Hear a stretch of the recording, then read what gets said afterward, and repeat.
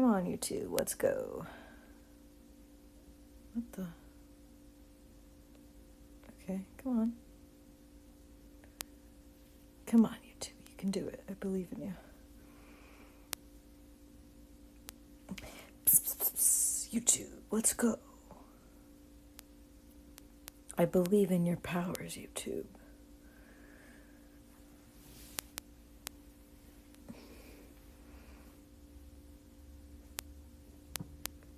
Well, eventually it'll show the screen. There we go. Okay. All right. We're good. Hello, hello. People showing up. We're waiting a minute before we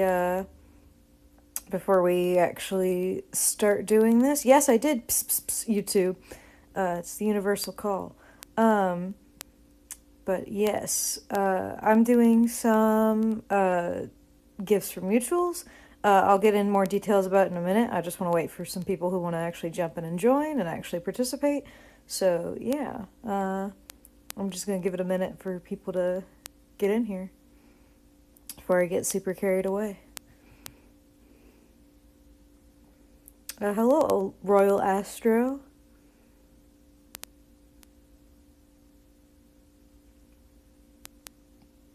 Well, that's fun to know. I mean, I have a very shit memory, so I probably do not remember you specifically. I mean, it's been 3 years. And I haven't really obviously been very active on YouTube making normal videos. So, but it's a pleasure to see you here. I'm very happy to know there are still people who come back every now and again.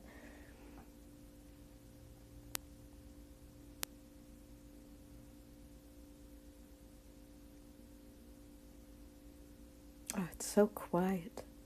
It's just I was just having a situation that was a lot louder than this, and now I'm like, it's very quiet, and it's slightly unusual.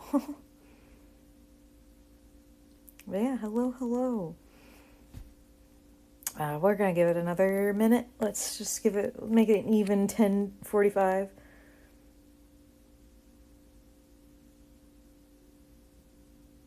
I couldn't stand unsubbing from you, so I have motives on and everything else. Well, I apologize. I don't really make much YouTube content anymore, but it is what it is, I guess.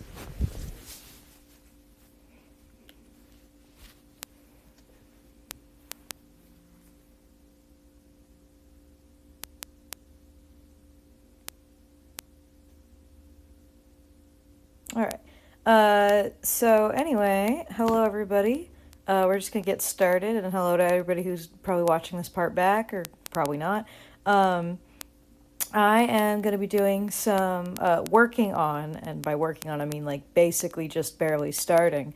Um, I'm gonna be doing some like Christmas holiday gifts for some friends and mutuals who I did this once before, not as a Christmas gift, but I did it before where I drew a lot of like friends, and then I didn't really like. I had some people where it's like I wanted to draw them gift art, but I didn't think they considered me friends, so I deemed it my mutual gift art. And I felt like kind of doing it again this year, only this time I wanted to actually have my mutual, instead of me just picking characters, I wanted to actually like gauge and see who had characters they wanted to offer. So I have a lovely selection of 9 characters, as you can see. I've already started with having just gestures drawn out. My sketching process now is I tend to do like these sort of flowy gesture type stuff first before I should get out of the way before I actually like do a proper sketch. So I have those already ready, but I am actually going to put my sketching stuff on actual stream because last time I did these gifts, they were on stream. So I thought it would be fun to do that again. So with that being said, as with all of my art streams, everyone's free to chat, free to try and ask me anything if you would like, try and get me on a ramble, I don't care. We're just here to vibe and have a good time, hang out. But with that being said, another thing I did the last time I did gifts was I had I actually had fans picking out like which ones I did next or having suggestions on what kind of characters they wanted to see me draw first and next. Obviously, not a whole lot of people here, so I don't know exactly how much feedback I'm going to get on this. But, I'll show off what I have already, and if anybody has any they would like to see drawn or see me start with, just sketching and stuff like this. Oh, hello, Mooney! That might make the decision right here, because one of the people I'm drawing gifts for is here. But yes, and I have everybody's usernames on the screen this time, which was much more big brain than I was last time. So I have this character Reese from my buddy on Twitter and on Discord, Night Crispy. I have this Music Man by my longtime mutual, Serpentine Saltern, on Instagram and Twitter and DeviantArt. I have this lovely lass, or actually it's two people, I forgot, they're Kalishtar. By my IRL best friend, but also Valerie376 on Twitter. I have this absolute horrible travesty of character design by Gun Mooney, who is in the chat, but also Gun Mooney on DeviantArt. And if Mooney, you have other socials I don't know about, you're free to shout them out in my chat. Mooney and their absolute obsession with giving everything these strange, obscure anatomy things.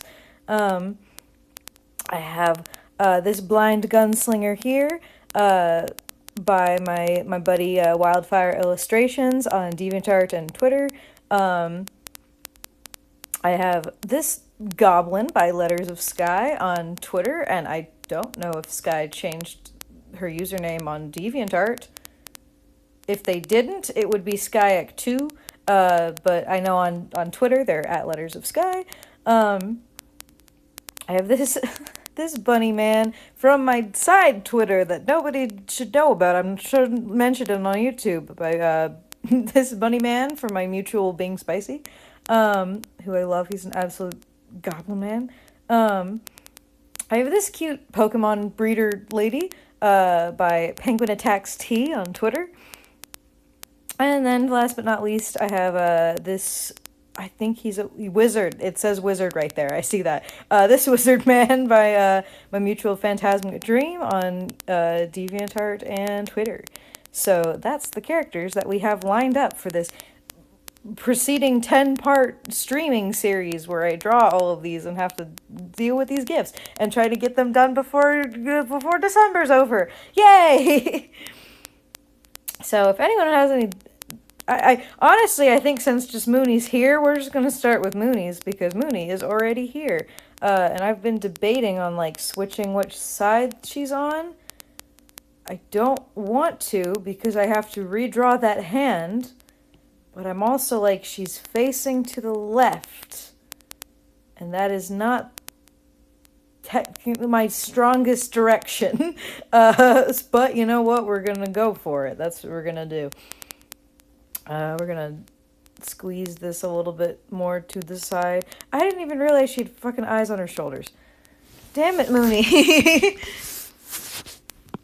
I mean, I say that and I laugh whenever Minchie gets commissioned to draw Mooney's characters, so I don't know what I'm complaining about. I'm just being hyperbolic. So we are going to... Hello, Chinema. Hello. That's Valerie over there. But yes, we're going to be doing this. We're going to start with... Let's get out of here, hair. Get out of there. But yeah, if anyone has any weird subjects they would like to talk about, whatever, that's what the stream is for. We're here to party. Party and get as much done as possible. I don't think I'm going to do any like line art and stuff today. I think this stream is going to be focused mostly on sketching. So yeah. Okay, not gonna lie, whenever someone just goes balls to the wall with a character design, top tier. I mean, agreed.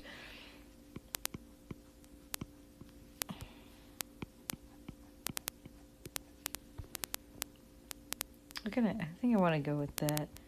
Sometimes when I have, like, characters like these that are super stylized, it's like a constant battle of, like, I should just draw it the way I would draw this. And the other part of me is like, no, but what if they meant it to be that shape?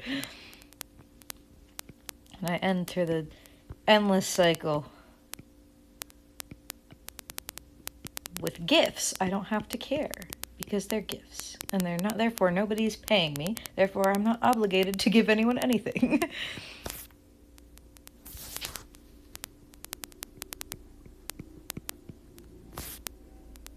Go feral. Thank you, Mooney. Thank you for enabling me.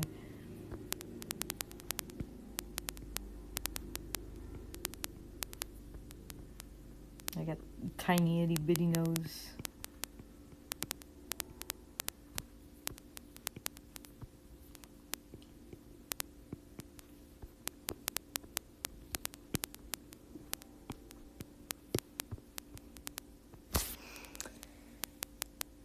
Also, art question. Wait, what? How does hair? I mean, you'd have to be more specific. And what kind of advice you would like on hair. It's a little hard for... I'm gonna just warn you now. I forgot that it's been a while since I've had this disclaimer. But if you ever ask me art advice, I need y'all to be specific about it. I don't... It's really, really, really hard for me to answer questions like, how do you do anatomy? You know, so if you would like to ask me art questions and art advice, that's fine. But I would prefer it if the questions were more specific and not just in general, like, how do you draw faces? Because there's so many different, like, things I could talk about. So, not at all shutting you down, Jill. Just something, I haven't mentioned that in a very long time in a stream, so, just thought I'd throw it out there. Waffles or pancakes? I'm a waffle guy. Or not a waffle guy. What am I saying? Blasphemy. I meant to say I was a pancake guy. I'm jet lagged. That's what I am.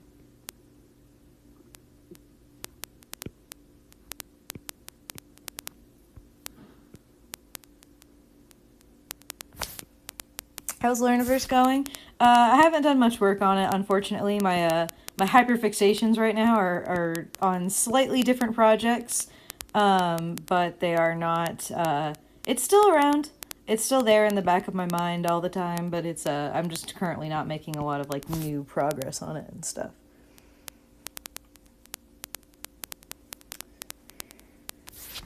I love just taking really stylized teeth and making them absolutely not cartoony and adding, like, way too much detail to them. It's, like, my favorite thing to do.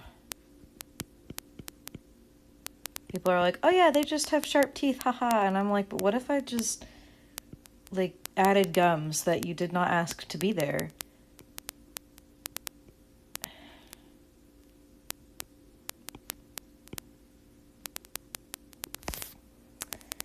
Any tips for making your anatomy and human drawings less stiff and Barbie doll-like? That's an interesting question. I would say, I mean, the best, like, kind of advice I can give for that, unfortunately, would be, like, referencing from life and referencing from pictures of actual people, not art. Because that is the problem that a lot of people kind of end up having when they're, like, trying to learn how to do, like, stylize anatomy, is that they will look at references of, like, other people's artwork. And the flaw in that is that at that point you're stylizing a stylization, which can lead to things starting to look, like, way more unnatural than you were kind of intending it to be. And since a lot of people's art styles tend to already be kind of stylized with, like, those exaggerated proportions and, like, whatever, especially because if somebody, like, has their anatomy and it has a flaw in it and you don't have, like, you don't recognize what that flaw is and correct it, then that flaw can transfer onto your own work. So the best kind of advice I can give for, like, trying to have more natural, like, anatomy is to look up pictures, like, more variety in your references and actually, like, try drawing from those references as opposed to just, like, from your memory, like, drawing and trying to match those body types. And also, asterisks adding on to that, when you're looking up references for people, I would recommend looking up, just try to find as normal looking people as possible. Don't look for models. Don't look for, like, actors and stuff like that, try and look for like pictures that are just of like normal people, you know, like normal everyday people, because that's where you're going to get the most variety and the most like interesting stuff. Because unfortunately, a lot of pictures of like models and stuff that look like super beautiful and might have like a lot of make for very good reference might not be the best way to actually get yourself like, you know, more variety in your anatomy, you know what I mean? And your body types and things like that. Other than that, when it comes to stiffness, the only other thing I could probably suggest is if your poses are looking too stiff, just try pushing things out a little bit more. Add some tilts, add a stronger line of action. If you have like a pose, for example, just going off here real quick, like if you have a pose like this, and you feel like this is kind of like too stiff, and you want something that's like less stiff and less kind of like doll-like, so to speak, then a big thing you just would have to do is like add some slants in there. Add it where like, you know, make the body curve more, have add some like unevenness or like just asymmetry to it. Add more curves and sharp edges. I know a big thing a lot of artists talk about is with like, especially with like arms and legs, they talk about how like if you're going to have one arm that's bent like this, have the other one straight. If you're going to have one leg that's bent like this, have the other one straight. And that's usually a very good way to actually go about things and make things look more balanced and a little more natural. I hope that helped at least a little bit. Have you ever thought about making a Twitch account for streaming? I have a Twitch account, but it does not let me stream from my iPad. And unfortunately, the really shitty way I have to stream to YouTube is the only way I can stream from this iPad. I can now stream to Discord amazingly, but that's not exactly YouTube. Also, I'm not gonna lie, I kinda hate Twitch. Just a little bit. I'm not gonna get into like all the beef with that. Part of it is like petty personal reasons, but I also just don't like Twitch at all. Not that YouTube's like a god or whatever, or like super great and like an amazing platform. It absolutely isn't. Don't take my criticism of Twitch to mean that that I love YouTube and I would die for YouTube. It's absolutely not. I just like Twitch itself has given me like so much, not only just general problems that I think are like really stupid, but also like my own fucking account I've had problems with, and I don't even fucking stream on there. Like, listen, Twitch. It shouldn't take me, I should be able to log into my own account, right? And when I can't seem to log in because I can't, for some reason, figure out what the fuck my password is, when I do forgot password, you should send me the email.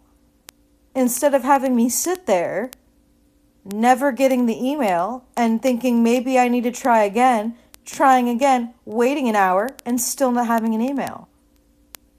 And then when I finally get the email, when I try to change my password, it does that thing where it says, your new password can't be your old password. And I wanted to break something. And it's been a lot of things like that. Also, you know, I used to watch my friends' streams on Twitch on my iPad where I would watch YouTube on. Because just so you know, I have a hand-me-down iPad. It's not like one I bought for specifically this. I'm not like, don't take this like as a flex. It was literally somebody else had an iPad. They weren't using it. So I just take it and I literally use it exclusively to watch YouTube when I'm drawing.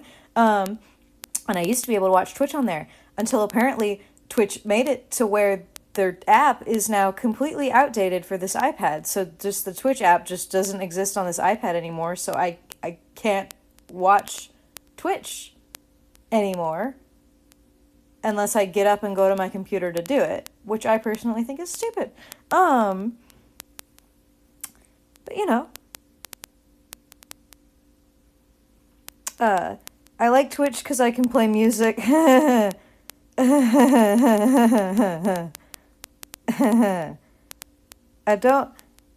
I'm curious, Dume the Tygon, if you've heard the recent drama that's happened with that, which isn't technically entirely Twitch's fault, I'm aware, but I'm curious if you've heard about that drama. But yeah, it's not that I haven't considered going to Twitch. It's just that I can't. It doesn't work with the only way I can stream right now, unfortunately. Which is also not even just their fault. It's also because for some fucking reason, the one way that everybody streams from their iPad, which is a really nice, great way to stream from your iPad, doesn't work on my iPad, and I cannot for the life of me figure out why. So, yeah, it's a little bit of a mess.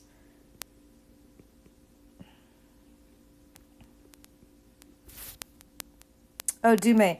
Apparently, one of a company who apparently like has rights to almost like most, if not all, like music that you would find in almost anything, like had a whole like lawsuit or something with Twitch that basically said that if like people are using like music in their Twitch streams and they don't like they should have a license for it or they shouldn't be allowed to use it for free. So there have been people who have gotten their accounts taken down because they have old streams with music in the background that they quote unquote didn't have the license for. And it even includes people that like just had it in the background because like they were walking around town and some restaurant was blasting music. That is, I should clarify, that is a very watered down of the whole controversy. I would encourage anybody to actually look into it and learn more about that whole situation because it's bizarre and fascinating. But it's yeah, ironically, a big reason that people actually like Twitch, the fact that you can actually just kind of have music, is now being fucked over. So that's fun. Which is, again, I'm not calling that Twitch's fault because it's not. Why am I drawing this like it's line art? I just noticed that I always do this. I will fucking sketch and be like, I need to be loose and flowing because this is the sketch. And then I start like getting all like focused in on it like it's the fucking line art. I mean, if it's clean enough, I'll just make it the line art. That's what I do, but damn it. Y'all got me so distracted ranting about Twitch.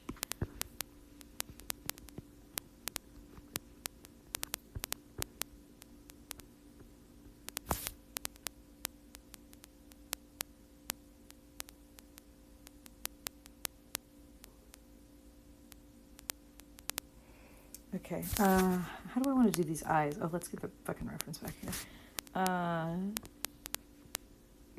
Okay. Big round eyes are like so difficult the way I do them. Because it's constantly me battling between that's not realistic and like who the fuck cares?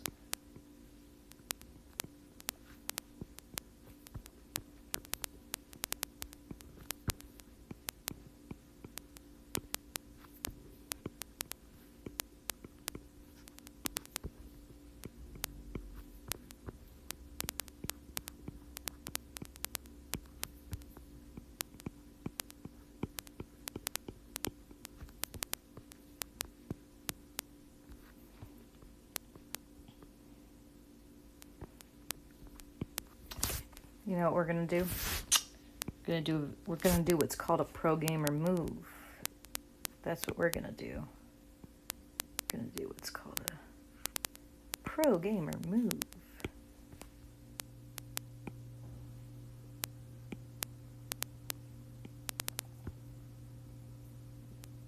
Okay, well, it works if you have it on freeform.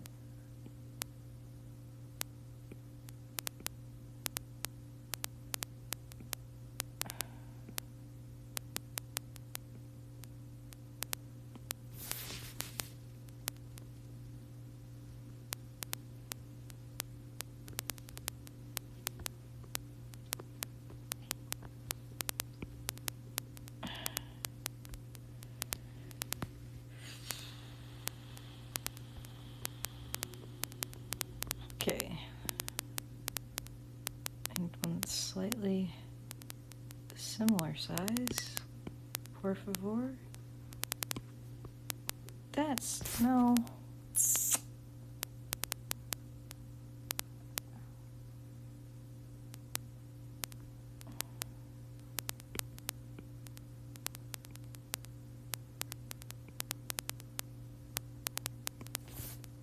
Sure.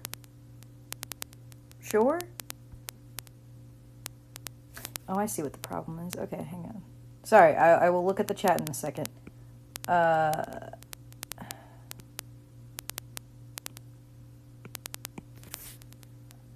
makes me feel slightly happier. I'll accept that. What are some art channels you like? I, unfortunately, do not actually watch a lot of art channels anymore.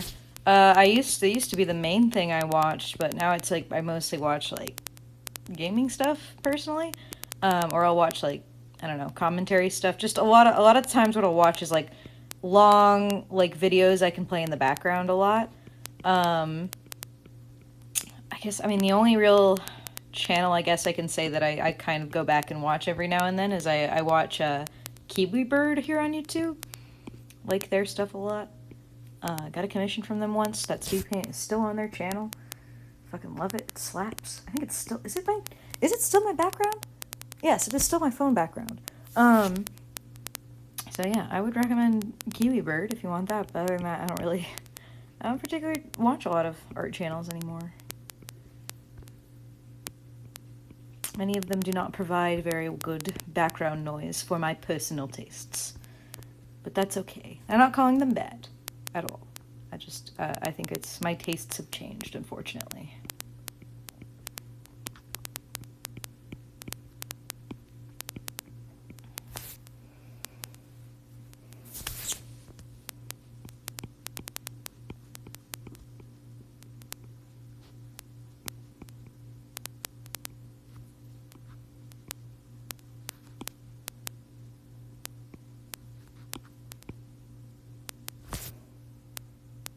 Dog moving hands.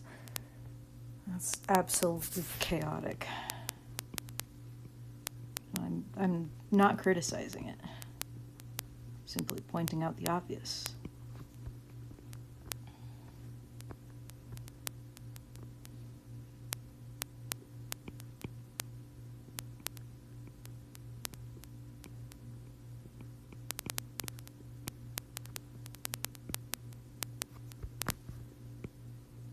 Well, thank you, Jammo Tarts.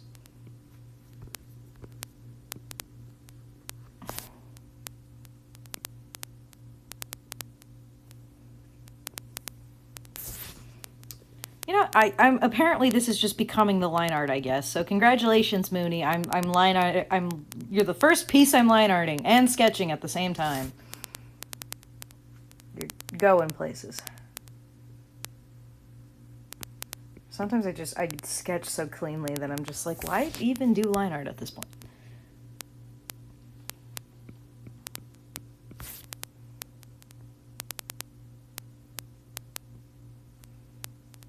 If you have Insta, I'll tag you on a picture because no one is allowed to avoid the amazing essence of Hand Dog. I have an Instagram. Disclaimer, I don't use it anymore. I keep it solely because that way no one can steal my name, and if people steal my art on there, I can use it.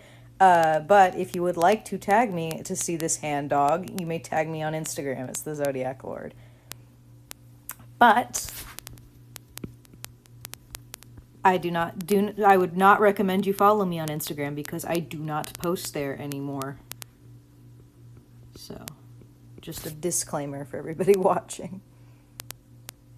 Yeah, I just don't personally like Instagram. There's a point where I might have to, if that's like genuinely the only way I can like really grow my platform anymore online. But like, I fucking hate Instagram. I really do. I don't want to use it anymore.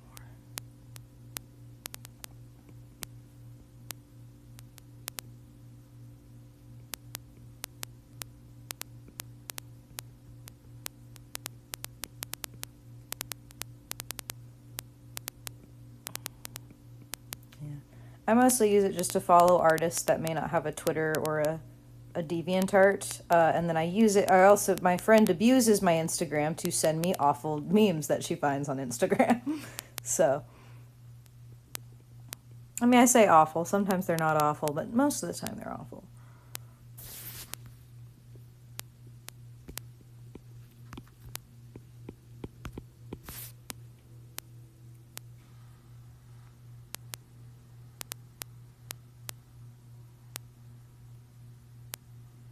Oh, I don't even know how people grow on Twitter. I just like Twitter more because I like that format more than Instagram.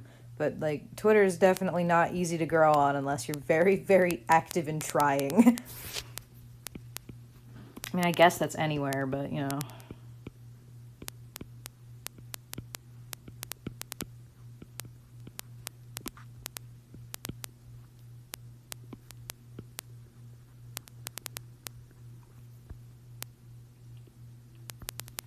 And I'm slowly getting there on Twitter, I guess. Twitter's algorithm just didn't hate artists.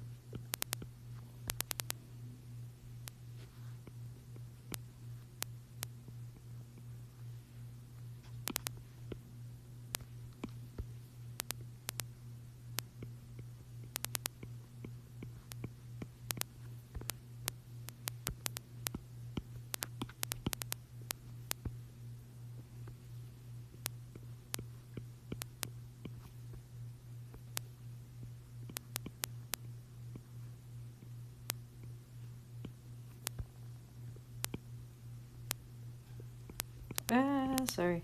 Focus. Focusing on symmetry. How do I feel about fleets? Oh boy. Listen to me. Listen. I don't like Snapchat. I don't like Instagram. I don't know why all websites are just feeling like they need to add Snapchat to their websites. I'm tired of it. I hate both of them. I hate all of the versions of them. There's not a single version that has made me feel like I want to use it.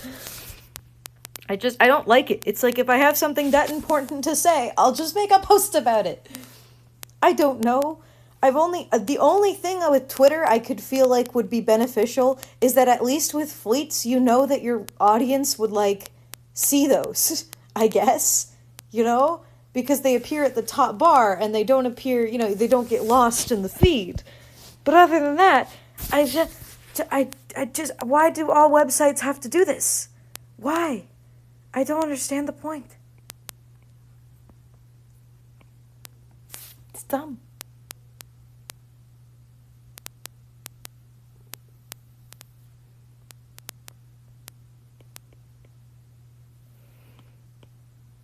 God, I made a Pagey World account a long, long time ago and then just never used it.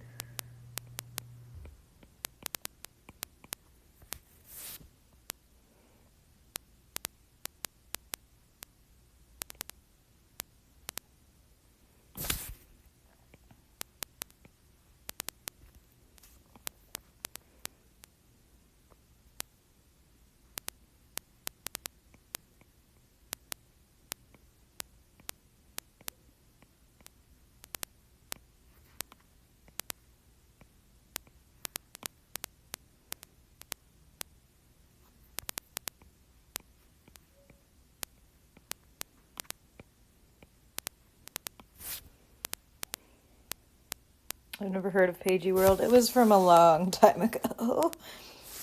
Or at least it was a long in how it feels to me, at least, I guess, but...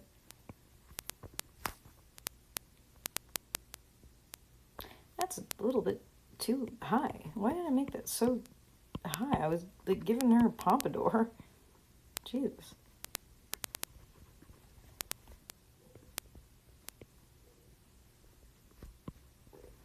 Yeah, unfortunately, Pagey World is not like an exclusive example.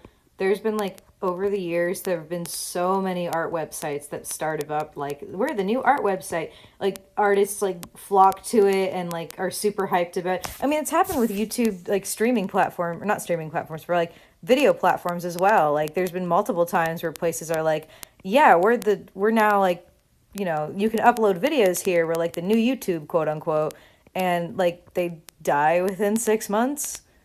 It's just a very common trend I've seen because the tricky thing with social media platforms is that they're really only going to be successful if a lot of people use them and they can get enough money to keep it running, and if they actually can, put like actual good effort into where that money goes and keeping it running. And a lot of and also especially because once the hype dies down, you actually need reasons for people to want to stick around, and feel like there's an actual community there that kind of is a little bit bustling in some way.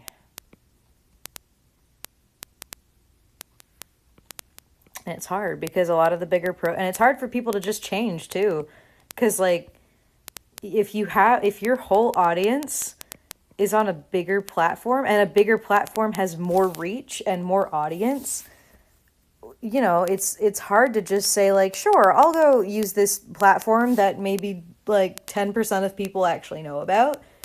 Especially if you're trying to really like kind of make a living on the internet, you know what I mean? But not to say that I'm not hopeful that Artful maybe like sticks around and grows, but I don't know. I've been hesitant to do anything with it until I kind of see the proof in the pudding, so to speak.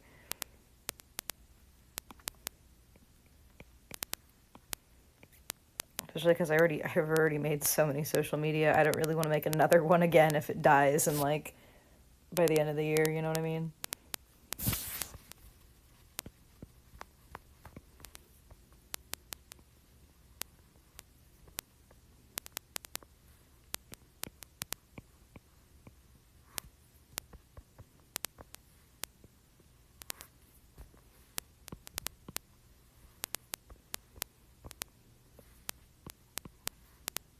God, me and my friend were joking today about how like I'm like just how for so long I was like, yeah, I like both guys and girls.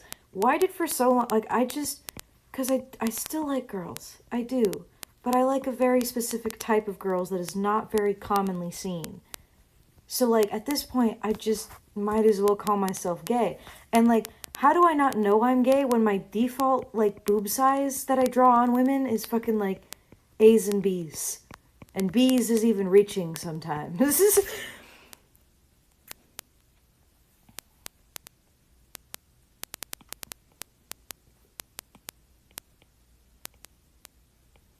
it's like, who would have ever thought I would have a preference for men when I don't even draw like like I have to make an effort to draw big tits. Like I don't know why it took me so long to figure it out.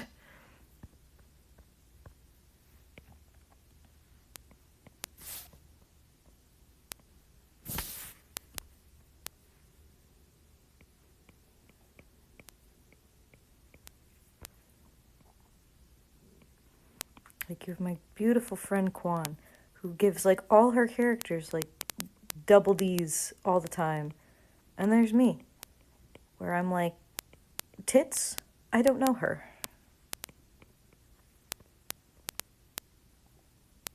It's so shocking amongst the large cast of men you draw. Listen to me. I do draw ladies and stuff. I just recently have been making a lot of D&D characters, and I tend to make my D&D characters males for multiple reasons. But also, let me have my fantasies.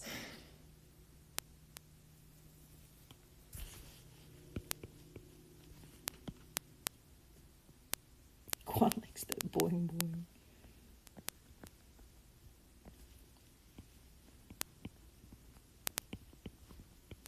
I think it just comes down to like, I don't fucking know.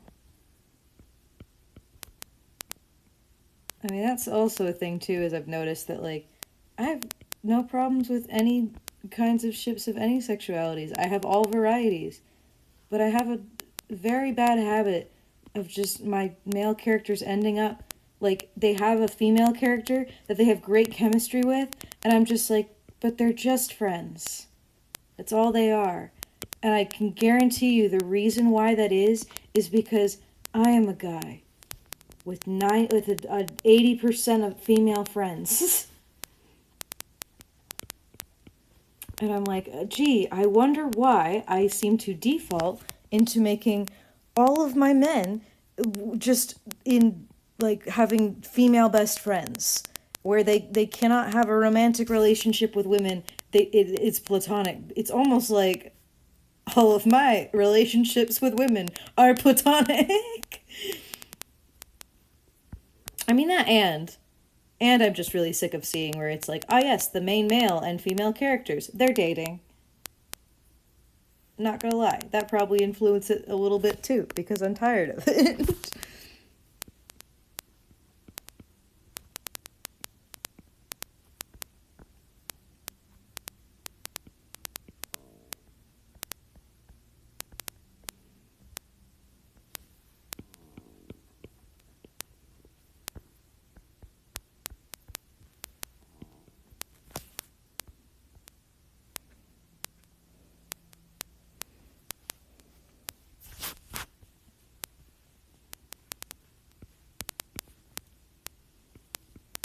See, here's the tricky part when I'm like, yes, I'm just gonna make this the liner, is that now I have to draw hands without sketching them.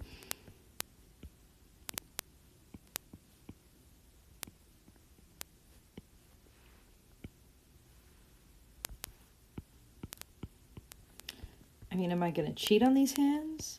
Absolutely, but doesn't mean I can't be disappointed in myself.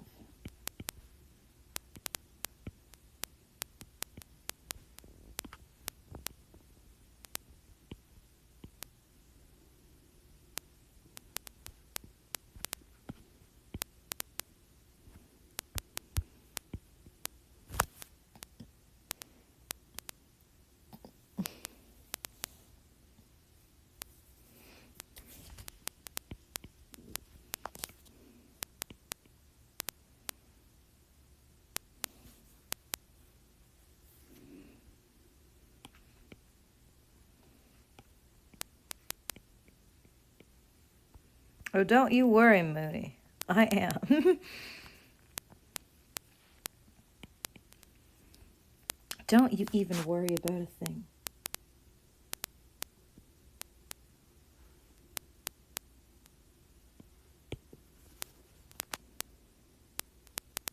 Now we do this. We do this absolute cursed bullshit. That's not even the right fucking way. There we go. There we go. There's the shit.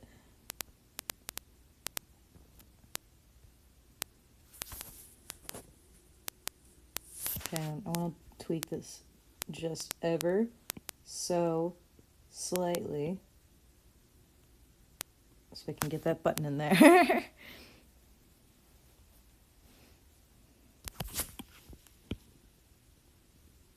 Listen, just because you're right, Mooney, doesn't mean you have to say it.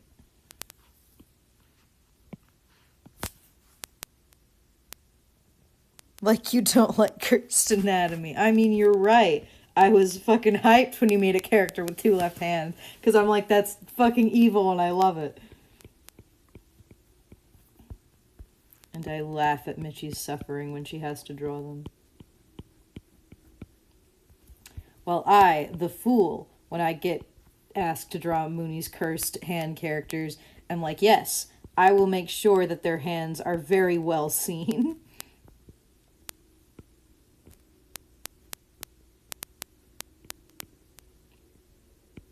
Though I kid you not, I swear, why can't people read?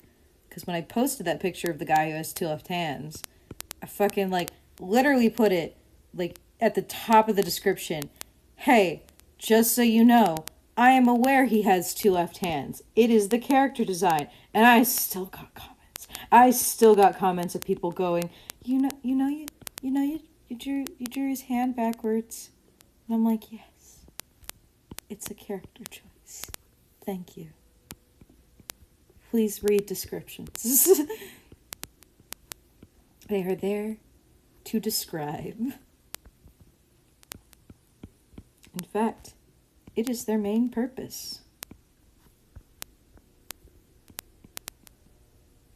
So I would appreciate it if I didn't have to waste my time writing descriptions for people to just pretend like they don't exist and just not read them.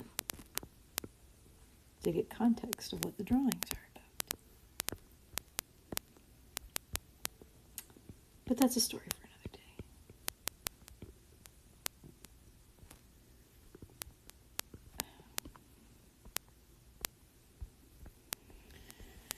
Perfect, beautiful. Love her. Oh, let's do some eyes, I guess, while I'm here.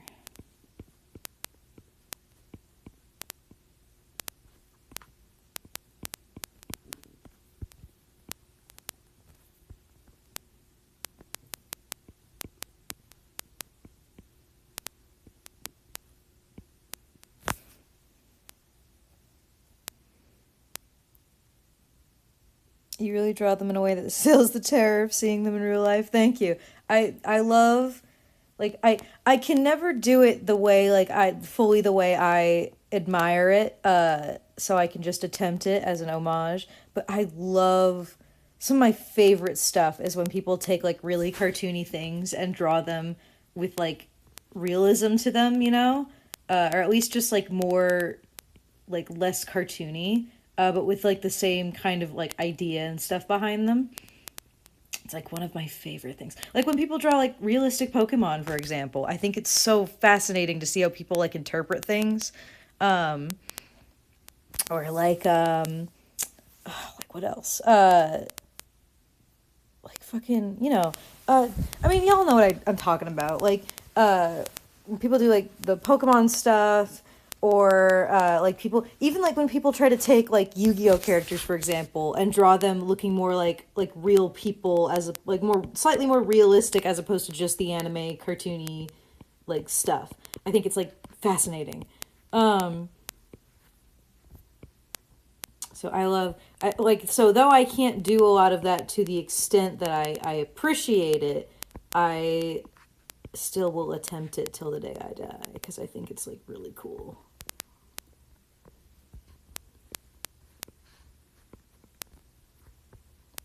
It's also why like I really love commissioning artists that have like those really like far more detailed, realistic styles to draw certain characters of mine. Because I'm like, please, I want you to I want to see how you deal with this.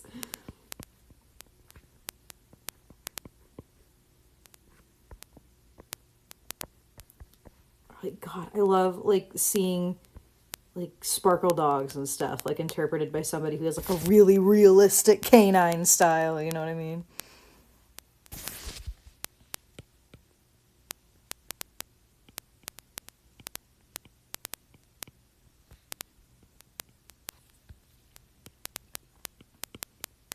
Also, can I like trademark this hand pose? I draw like I'm fully aware I'm about to draw uh like the same hand pose I draw on fucking everything.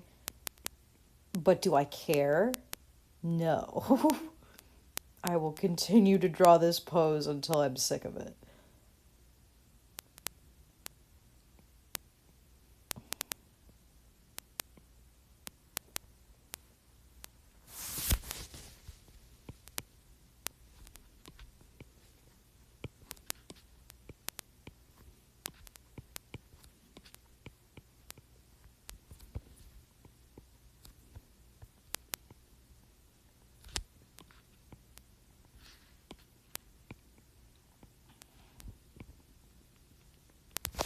Man, it's just me and Mooney talking back and forth at this point.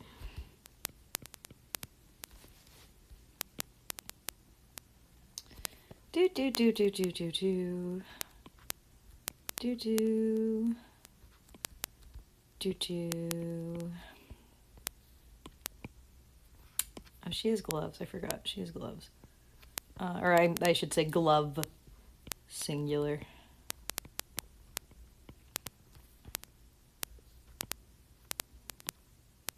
Come on, shit.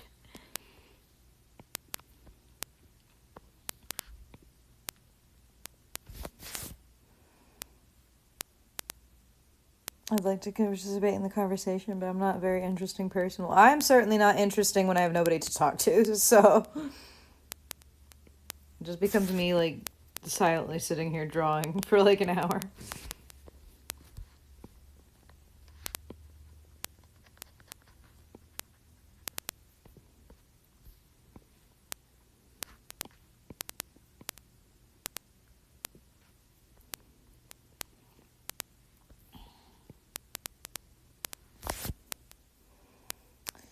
Ever seen those really cursed Powerpuff Girls pictures when somebody draws them hyper realistic but with big eyes and nub hands? Well, yeah, and I love them because that is what they're supposed to look like. 'Cause oh my god, I fucking like. I think those are hilarious because I obviously have nothing against the people who just interpret the Powerpuff Girls as looking like normal girls, you know? But like the absolute like okay, because this is like small mini rant that's not really a rant, but it's like because whenever I see people who do like art style challenges and they do it from cartoons and stuff, the one thing that always drives me absolute nuts is that the people will draw the Powerpuff Girls style, quote unquote, but they'll draw their characters as a Powerpuff Girl. And the reason why it bothers me is because if you've anyone's even watched the Powerpuff Girls, you know that not every character in the show has the proportion and features of the Powerpuff Girls. It has extremely varied and interesting character design that could be very interesting if people actually established it, like took that style and applied it to their character, because it would be a unique sort of thought experiment to actually look into. But people just default to drawing them as a Powerpuff Girl, which also frustrates me because the reason why the Powerpuff Girls look like that is because they're not supposed to look like normal people. They're like literally described as being like bug-eyed and like being kind of a lab abominations, like a little bit.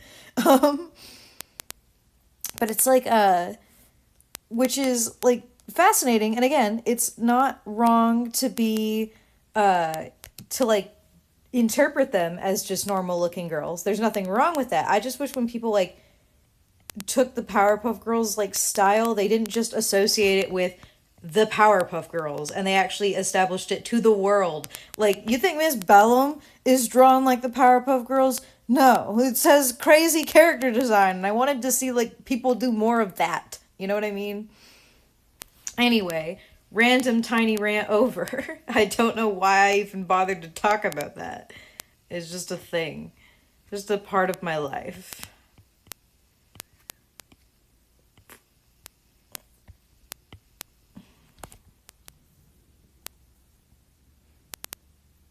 What do you think of the story stereotype where in order for a female character to be tough, they have to be disgusted by feminine things? Oh, I fucking hate it. I've talked about it in streams in the past a lot, but I'm so tired of this pushed idea that like for a girl to be a strong female character, she's got to be able to punch a dude. Like, now, don't get me wrong. I have absolutely no problems with ladies who can punch a dude. A lot of my favorite characters are ladies who can fucking kick ass. My point is I'm tired of that being the, like, antithesis of what makes a strong female characters. They gotta be able to beat people up. Because honestly, I don't even like that that's the implication that, like, a strong male character is a character that can beat somebody up. Because that's not what it should be. We shouldn't be gauging character strength and character power on whether or not they can win in a fist fight, because like there's nothing wrong with characters like that at all, and I think it's absolutely fine that there are more female characters in media who can, like, you know, win a fight. I think that's great, but I want there to be more of a message that you don't have to be able to beat someone up to be strong, because like if anything, to me, a good strong female lead is a like, you know, a character, a female lead that can, you know, have a level of independence to herself that's not reliant on the other characters in the story to progress in any kind of way. That actually has like a complex character to her, that actually grows and changes in the story and isn't just kind of there. You know what I mean? Like, you know, a strong female lead to me is a character that can face like the hardest moment of her life and be able to grow from it and move on from it and accept it. Not just because she's able to punch a hole through a wall. And that's the thing that frustrates me. because I think it's a very bad stereotype. In fact, honestly, that's a bad stereotype that like is already like something that a lot of like men have to deal with. Women don't shouldn't have to deal with it now too, because men already have to deal with that constantly. Men don't cry. Men aren't allowed to cry. If they cry, they're like a soft, weak baby. And if a man can't protect his family, he's not a real man. Like, it's just the idea that like anyone has to be able to kick the shit out of people in order to be like a powerful person is just dumb. Period. Like, I don't care what gender it's applied to. It's just fucking stupid. Can we have female leads with weaknesses that don't only show up of convenience when the love interest shows up or just for plot? I agree. I'm like, listen, give me some ladies that like just are actual fucking people. What's some good examples? I need to think of some good examples. It's been a little while since I've watched it. Honestly, somebody mentioned the Dark Crystal before. Dark Crystal Age of Resistance has some great female leads, I'll tell you what. I fucking love the Dark Crystal Age of Resistance. Dot, like, is my fucking... I'm sorry, I don't know why I call her Dot. Dee is my baby. I love her. I wanted her to win. What's other good examples? I've talked about it before, but like I think a great scene to represent the idea of like character strength without needing to punch someone is not actually from a work of fiction. So I should clarify, this isn't referring so much as to like character, because it is based on a real story. Is like the movie of about yeah, the movie that was on Netflix about Ted Bundy, and not about Ted Bundy, but also in tandem with like the woman that he was like dating at the time when he was like starting to go on trial for stuff. It's like a long title. It's like Shockingly Wicked something something something. It's featuring, what actor is it featuring? Fuck. Zac Efron. It has Zac Efron in it. It's a fantastic movie if you like true crime and also stuff like that. They don't like. I feel so bad for that movie because it got such like. It had really shitty marketing. That's what I'm gonna say. It had really shitty marketing because the marketing made people think that it was gonna like glamorize Ted Bundy, and that's not at all what it was fucking doing. It was just a very fascinating, more like dramatic retelling of like not just Ted Bundy's like court cases, but more it focused a little bit more on the perspective of like the lady that he was dating at the time. It's been a while since I watched it, so I can't remember her name. Unfortunately, that's my bad. But there's a scene in there that I think is a fantastic fucking scene, because a big struggle she has in the movie is the fact that she doesn't want to believe it's happening, but she also doesn't want to like, she like wants to believe it's happening, but she loved this man, and she still does through most of the movie. So like it's a constant struggle for her back and forth of like trying to accept it and like move on, but she can't, and like her friends like and coworkers trying to help her and stuff like that. But there is a scene at the climax of the movie at the very very end where she is confronting him while he's in jail, talking with him on the phone, basically asking him, like demanding him to admit that he like, did you do this, like trying to get an answer from him. And she basically does it by taking like in evidence and being like, you know, like what, like this girl that died, like what happened to her head, like just, you know, like trying to get an answer from him, because at this point he'd been constantly denying it that he's innocent. And so in that scene he confesses to her without non-verbally that he did it, and like finally confirming to her that like that he did this, that it wasn't this, that like people were like lying to her, that she was crazy, that it was true. So she leaves the room, like hands the evidence stuff like off to this officer guy, whatever, leaves, and there's a scene of her leaving the prison, and like while she's walking in the hallway she starts having like breaking down and crying because like, you know, it's this big climactic emotional moment, and where she like, you know, falls to her like knees in the off to the side and like cries, but then she gets back up and she walks out of the prison, like she regains herself, still in like tears, but like regains herself to walk out into the arms of like her new boyfriend and her daughter. And it's like, it's a powerful fucking scene. And I'm like, that's how you write a fucking like strong female lead.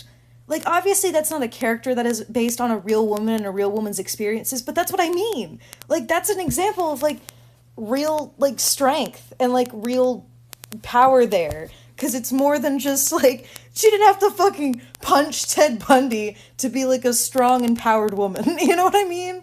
Like, and that's just that's why I use it as an example, is because it's not exactly a character example so much as it's just, I think it's a very good cinematic example of like how you can write a character to be powerful and to be like empowering to the people who watch and inspiring without needing to beat anyone up.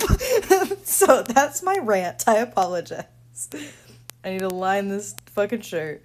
But I like, that's just a subject I'm very passionate about, because I'm tired of that narrative kind of being pushed. I just want to see more interesting characters that are deeper than whether or not they can punch someone.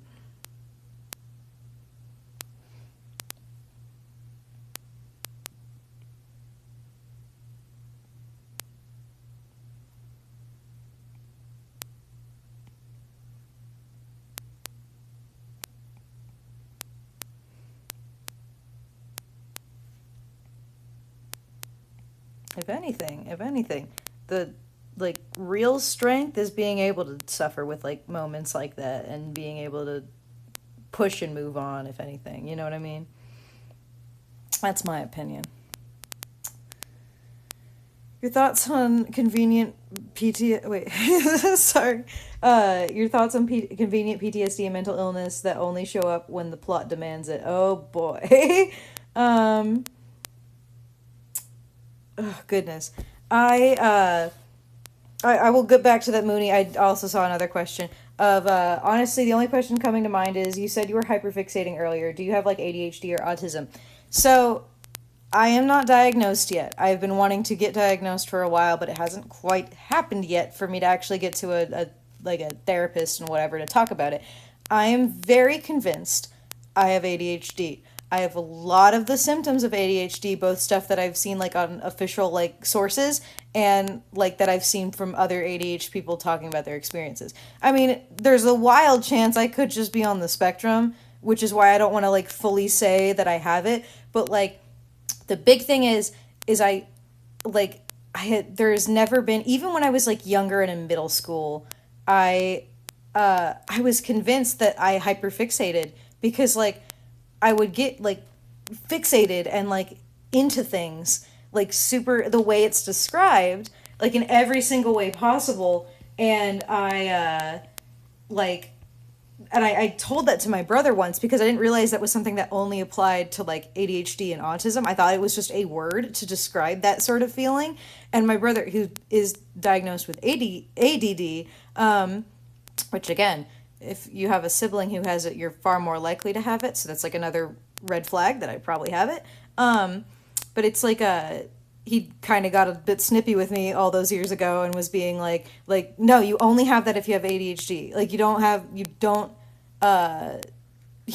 like have it otherwise. It's not like a personality trait or whatever, Morgan. And it was like, but it was like, it confused me because I'm like, well, that's what's happening to me. And I that like when he said that, I just kind of shut down. I just tried to forget I ever said that. But then like nowadays I look back on it, I'm like, I still do that shit to this day. Like it's not. And again, if I do have it, I think the big reason why I would only be finding it, because I think if I do have it, I've had it my whole life. But the only reason I would be finding out now is because it's never inhibited me enough to where it would be like a super big deal to figure out like what was wrong with me, you know. But it's like because I've had this sort of thing before, and the big key thing is that like I will get super, super obsessed with things. I get so obsessed that I become like experts on them and I get really, really good at things, or I know like so much shit about things, I'll like hyper on it. And it's all I can think about like all day. And then suddenly I just stop. And I just like I can think about it, but I just can't bring myself to like focus on it anymore. Like it happens with my art, it happens with my stories all the time. I've talked about it constantly through my time on the internet, where it's like I've had stories like, you know, like Luniverse, for example. I talk about it all the time, where it's like I will have moments where Luniverse is all I can think about and all I can work on. I'll draw a bunch of artwork for Luniverse. I'll make whole fucking reference sheets for all the characters. I'll redesign all the characters, all this shit. I'll start like working on plot things and all these kind of things. And suddenly I'm on a new project and I can't even think about Luniverse anymore. I have like unfinished artwork from Luniverse that I need to go back and finish, but I have not yet. It's happened. I've had a lot of story projects that just die because for a moment I get really into it and I really like the idea and I'm making a lot of shit for it. Then it just stops. So like that's been something my whole life. And so for me, that's the biggest key thing, where it's like it's got to be fucking something, because that's not normal, and that's literally the way. Like even my friends who have ADHD are like, yeah, that's what hyperfixating is. So it's like I need the confirmation, you know, like that I have it, because I again, it's not bad enough for me to where I'm like I want medication or anything. I would more just probably want like behavioral stuff, I guess you could say. But it's like I just want to know for sure, so I don't have to say I probably do, because like I'm fairly confident I do, but I don't want to like just self-diagnose myself and be like, yeah, that's what I have, guys, totally. Especially if like I'm wrong and I'm like I have something else, you know what I mean? Because I don't think it's not that like I don't have anything and I'm just like pretending. I have something. I just don't know 100% what it is. Most likely it's ADHD, but there's always a chance, like for example, it could be like I'm on the spectrum and I just have never known it. So that's just a thing about me, because there's absolutely, listen, after what happened to me and Identity 5, I'm like, there's absolutely no fucking way I don't hyperfixate on shit. When you've been playing a game for maybe half a year now, less than half a year now, and you're level 25, and you follow someone on Twitter who's been playing the game for 2 years, and they only recently got to like level 17, you know you have a problem. And that's me. That's just what my life is. I just get super addicted to things, and I get like so fucking into it. I can tell you so much shit about some of the most pointless shit because I get so into it. I got so into fucking Dark Crystal, and nobody was into it with me. And then like now that obsession is slightly past. It's still there. I love it. But it's like the moral of this story is there's something. I just don't have a for sure diagnosis. That's what the message we're taking off from this is. Anyway, Mooney asked about characters having conditions that don't come up when it's convenient. Oh boy, don't I hate it. I hate that so much. And I'm actually gonna rant about, because this is relating, but it's like it's slightly more specific, because this is a problem I've actually had with certain things that have happened in like D&D, for example.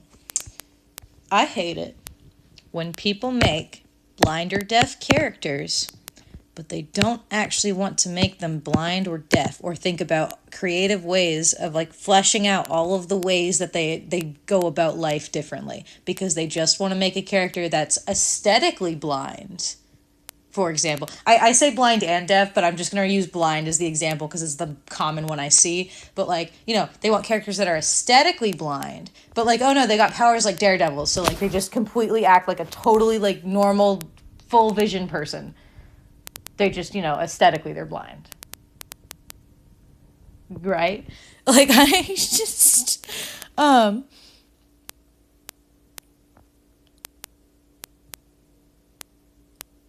Honestly, I think anybody who have the nerve to suggest that hyperfixation is a mental illness sounds like a complete idiot. Well, okay, hang on. Kessim, the people aren't saying hyperfixation is a mental illness. It's the fact that the people who have hyperfixation have it because of certain mental conditions. That's what people are saying. Because normal people will get obsessed with things, not in the way when I describe hyperfixation. Hyperfixation is much different than a fixation. So I'm just going to clarify that real quick because there's not actually anything wrong with saying that, like, because again, like, hyperfixation is not a mental illness by itself, but, like, you know, for example, the people who have that condition are people with ADHD and autism and things similar to that. People typically aren't just going to have hyperfixation. It is a side effect of other underlying things. Hyperfixation is basically an obsession squared on heroin after eating 3 packages of Pop-Tarts. Oh yeah, it's that, and then the moment you're off that high, you just can't touch it again. You just have to sit there and be sad. Anyway, sorry. But it's, what was the fucking thing? But, like, okay, back on the whole thing about, like, people making blind characters that aren't actually blind. I hate it, because, now, listen, I'm not saying, I should clarify, like, there's nothing wrong with making a character that, like, has, like, is blind and they have, like, powers or something that, like, help them, like, see or interact with the world in a different way, like Toph and Daredevil. When I make the joke about how people are like, yeah, my character's blind, but they're just Daredevil, so they're fine. Like, when I say that, it's not really entirely a fair comparison because, Daredevil is actually a well-written character who's actually, like, has his own unique challenges with the conditions that he has. Because while he is blind, and yes, he does have a superpower that lets him, like, sense everything around him, he also can get super overstimulated if there's too much going on. And that is an active part of, like, his character that comes up as a flaw in that whole system. Toph from Avatar The Last Airbender, for example, yes, she can see things through the ground, but it is constantly established in the show that because of that, her interpretation of the world is different. If she's in the air, for example, she's terrified of flying because she can't see, because she doesn't have the ground to sense through with earthbending. And, you know, when she was in the desert, she had that whole situation where she can't see very well and everything's kind of warped and stuff like that because sand is constantly moving. So when I say that, it's not even a fair comparison because Toph and Daredevil are two actually well-developed characters. But I have met many people who, like, will not put much thought into that, and it's like they will make their characters, like, disabled in some way just because it's, like, cool. You know what I mean? And, like, because it's aesthetically fitting to them in some way. And that stuff irritates the hell out of me because it's like, you know, like, I'm going to use D&D as an example because I have had instances where people have wanted to play blind characters with me. And I've always said, whenever I play with people who play blind characters, I tell them immediately that I modify the way they have to do certain roles. I don't let them just interact with things normally. And it just comes into like I'm trying to figure out how to explain this in a way that's fast and, like, summarize it pretty well. It's like, you know, for example, if your character is blind, like, just completely blind, either complete, like, 100% blindness or, like, just sees blobs of colors, for example, and there is a book with written words on it, realistically, they can't read that themselves. I will 100% let them just immediately know Braille in all the languages they already know. But realistically, that is just something that, you know, is a factor. Or if they, again, are completely blind, they might not be able to see, like, you know, like, pictures. like a painting in detail that might have a hint for a clue for them. And I've sometimes, even with those, I actually do bend the rules because I'm a kind of DM who believes if you can roll for it, you can do anything. So I've had it before where I've made sort of jokes where it's like, yes, it's written, but you put your hand over it and you can feel the engravings of the words on it just because somebody got a high roll for something. You know what I mean? That's the kind of stuff I will do. I'm not like a cruel, strict DM who's like, if you're blind, you can't do anything, because I don't. Because I give, to use blind characters specifically as the example, while of course they're not really going to have great perception when it comes to visual things, I usually give them advantage on other kinds of senses, on whether it's like hearing, smelling, tasting, whatever, because they would be able to pay more attention to that. As opposed to the visual stuff. If there was a spell that required that like them to have vision for that spell to work, the spell just automatically does not work on them because they cannot see whatever visual is being presented to them.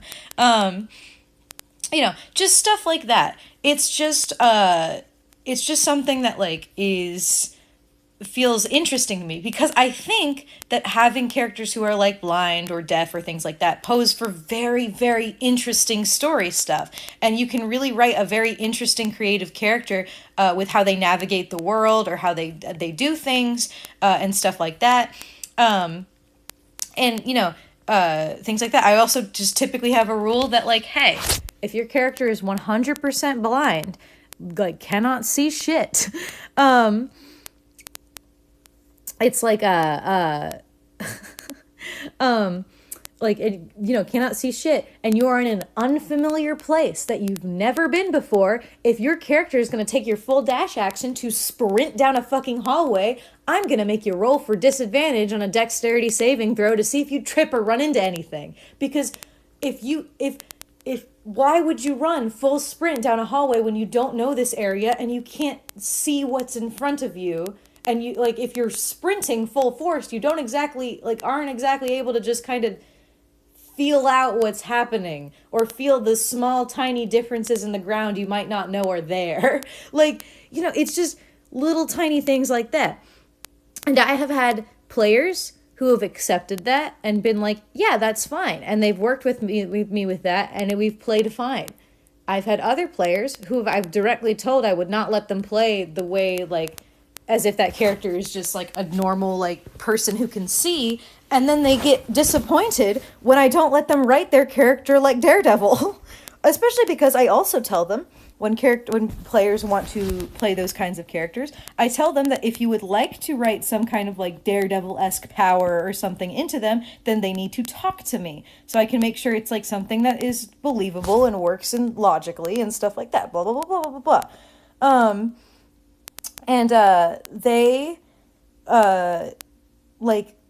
I've had somebody who did that, and they had a character who was first of all, they weren't even born blind.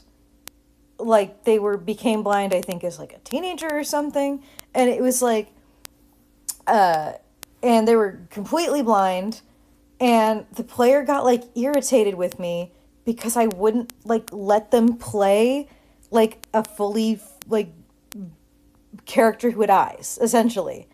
They got irritated because they were just oh, I look at this thing and I'm okay, you see nothing. You feel it and you feel blank. It's just, and it made me irritated that they were irritated with me because I'm I fucking told you. And it's not they gave me a good reason why she would be able to skirt the rules.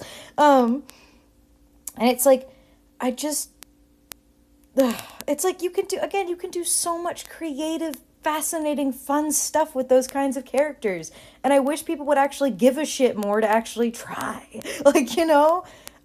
Instead of just being yeah, I want them to be blind because it's cool. But I don't actually want to put in the thought work to figure out how that's going to work in a realistic or fun, creative way. Accidentally hurting allies during combat.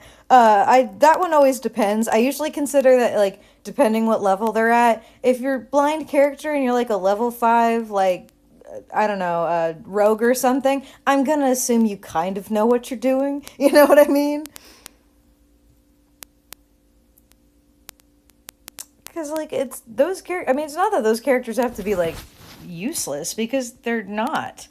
That's not how that's not what it is. It's just that I'm tired of people who just kind of have those things because they're aesthetically cool, but they don't actually want to, like, show how those characters interact with the world in a unique way. I'm repeating myself now, but you get the point. What's the fun of making a character who's blind, deaf, and not make use of those scenarios that would show up because of it? I know, exactly. It's because it's for aesthetics. I have a warrior cat's character who broke her spine in an accident and couldn't use her back legs or tail, so she couldn't hunt, so she decided to help the clan other ways, like guard duty. Yeah, like, stuff like that's interesting, and it can make for, like, a very good writing for a creative writer who's really willing to try.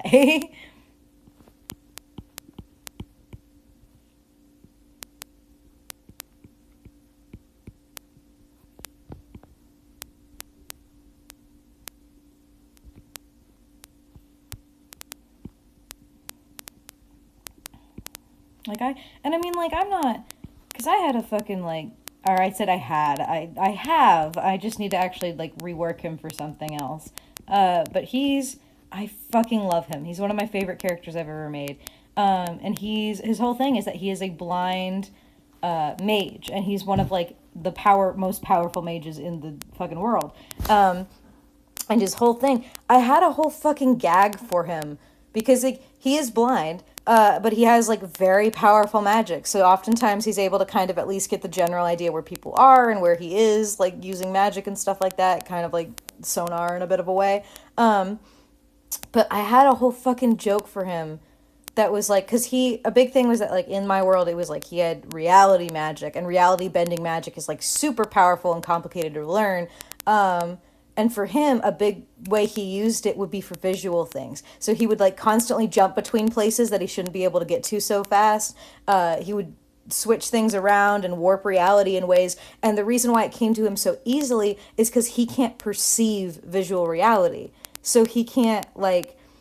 So for him, technically anything is possible. It could be anywhere as far as he's concerned. So it makes it a lot easier for him to learn that stuff. And I also had a fucking joke that he could, like, just break the wall, like, fourth walls, because he was originally in a comic, that he could break the fourth walls and he could break the panels of the comic, because why should he have to acknowledge them when he doesn't even know they're there? Which is a silly joke, but, like, you know, there's stuff you can do with that that's, like, fun and interesting.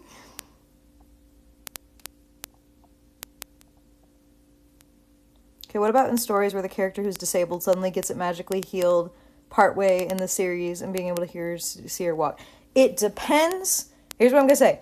It 100% depends on the context of that character, because there's examples of that where it actually, like, can be very wholesome and nice, and examples of that are, like, weird and not the direction I would go. Because, for example, if a character is born blind, for example, I think it's really weird that they, quote-unquote, fix their vision halfway through the, like, story or something like that. Because that character has always been blind, and most people who've, like, at least from what I've seen, most people who've done interviews of people who have been born blind and have been blind their whole lives are fine that way. Because that's all they've ever known. In fact, there's actually been people who were blind either from birth or for very long times who get, like, surgery to correct their vision, or they can see again, and they suddenly can't actually recognize people because it's a different experience. Because, you know, like, touch is different than sight. So, like, in that regard, I think it's very weird, but it's a lot different, I think, if the character wasn't just born that way, if, like, they became that way somehow. Like, for example, unfortunately, my life is extremely visible. If I went blind, I don't really know what I would do with myself because so much of what I do and what I enjoy is visual, and that is my life.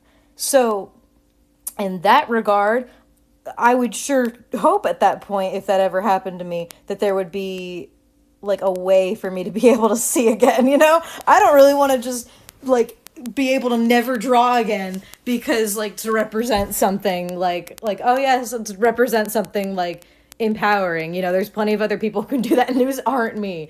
But again, that depends on context. Because again, if it was a situation where the character was just born that way, there better be a really good reason as to why that happened. You know what I mean? Because that, like, you know, that's just what I mean, I guess. That'll sum it up. Just, it depends. Sorry. I am now pausing to, if I go deaf, I'm screwed. Yeah. I mean, I had a friend like that in middle school. We had a whole, like, in deep conversation because I think she asked, like, if you could choose between going deaf or going blind, what would you do? And I'm like, I'd go deaf. I could not live without my eyes. And they responded with, because I was an art person, they were a music person. And they said, like, oh yeah, I'd pick blindness immediately. If I couldn't play and hear music, I don't know what I would do. So, like, you know, and stuff like that. And even that's even the fascinating part, though, is that there are blind people who do art and there are deaf people who do music. Like, it's just like the world is of endless possibilities. Rules are thin and varied. As someone who loves both, oop. Yeah, all right. Taking a pause. I think I'll try to sketch one more for the night. I'll probably start because my beautiful friend Chinema is here. I think I'll do hers next. Just because I have this one. I think I have this one, like, done. I don't think I'm going to color this one right now. As simple as she would be to color. I think I'm going to line them all first before I start coloring anything. Just for funsies. Just for fun.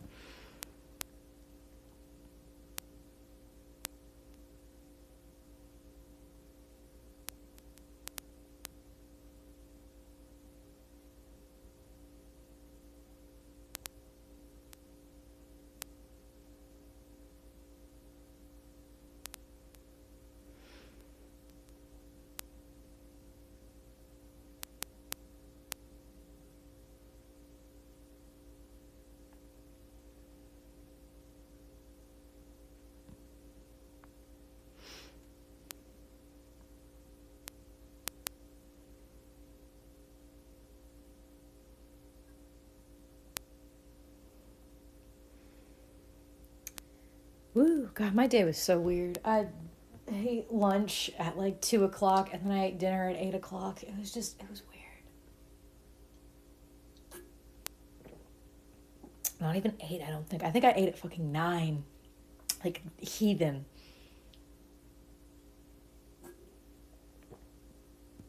Did have hot chocolate today, though. So that was a highlight. Whatever happened to Crunchyroll's project has High Guardian Spice? I haven't seen it come out since it's so cold behind the scenes trailer. I have never heard of that, so I would not know. Oh, that smile is fantastic. Thank you, Mocha.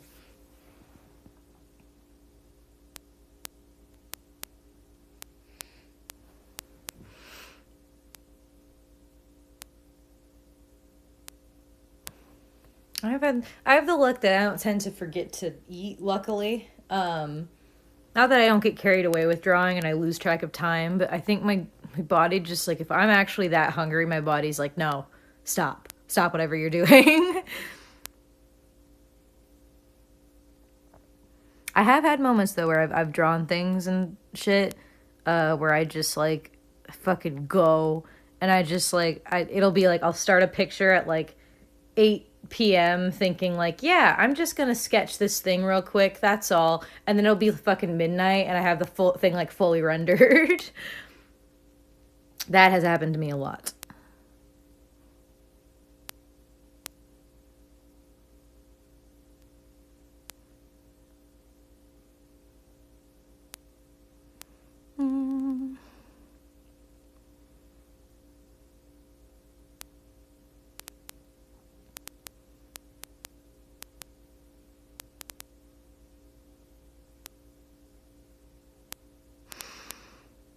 had a nice, like, session 0 today. That was another highlight of the day.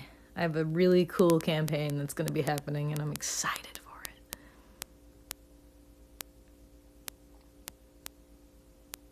I think our first session is, like, late December.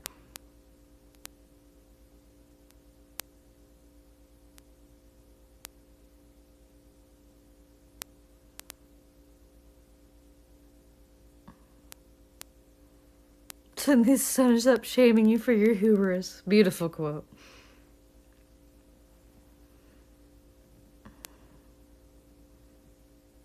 Yeah, I'm just excited because I haven't I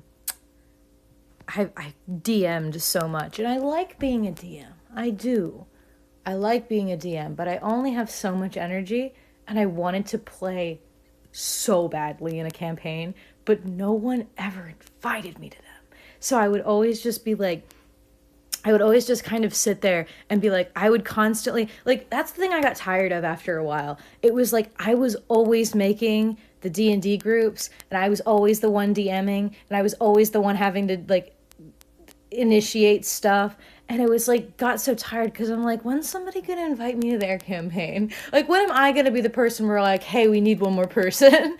And I'm like, I've gotten some more luck now because I had I put it out there on Twitter that I was down to kind of join one, and that kind of actually started a domino effect. So I'm in a one that'll be very interesting with some people I don't know very well. But I'm in another one with some much closer friends of mine that I'm so fucking excited for. It's gonna be so fun. I'm playing a Fallen Aasimar, who's wild magic sorcerer, my fucking guilty pleasure.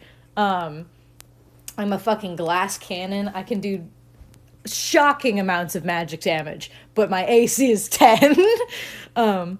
I'm also like got a fucking high ass charisma. I drew the man hot enough to where my fucking DM was just like, sure, you can have a bonus to your charisma with his face. And I'm like, I'm so fucking excited. And on the other side, too, I also have to write, for the actual campaign I am running right now, I have to write Paper AC. That is the thing. I love him, though. He just doesn't have an armor. That's his problem. But I have to write my next thing for it, which is my Warlock one, which Chinima's in that one. That one's super fucking fun. Love that. It's about 5 warlocks with the same patron goddess who hires them for a super special, really important, super vital mission that if they decline or refuse or back out of it, she's going to take away their powers, and it's to babysit her son, who is absolutely requires at least 5 people to take care of him. And I need to write it because they're gonna fight a fucking tree, and I'm excited. That's not a spoiler. I can say that in stream. They know they're gonna fight a tree. Anyway, let's do Shayla's character that she gave me so kindly. Goodbye, Mooney. We will come back to you later. I think it's this one. Yes, it is.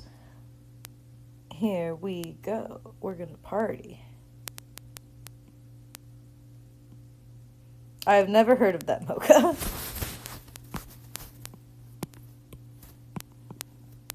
Now let's see if this one just keeps as a sketch or if it just becomes line art. That's the real question here.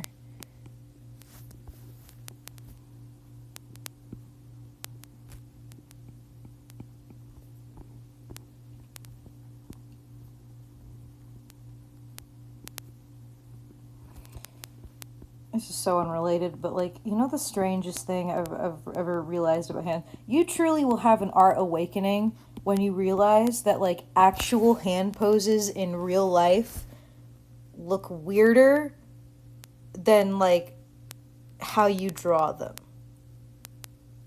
Because like there are some poses you can make with your hands that don't look like they should be right. They look like a mistake, but they're like actual pictures.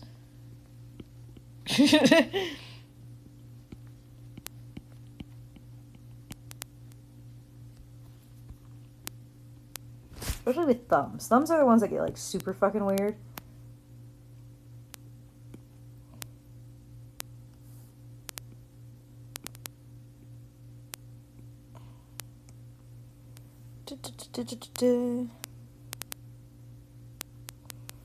Never played D&D, but honestly it sounds fun and I would like to play it sometimes. You should. I think D&D's got something for everybody. You just gotta find the right kinds of players and the right kinds of stories. And the real secret to getting started is to just do it.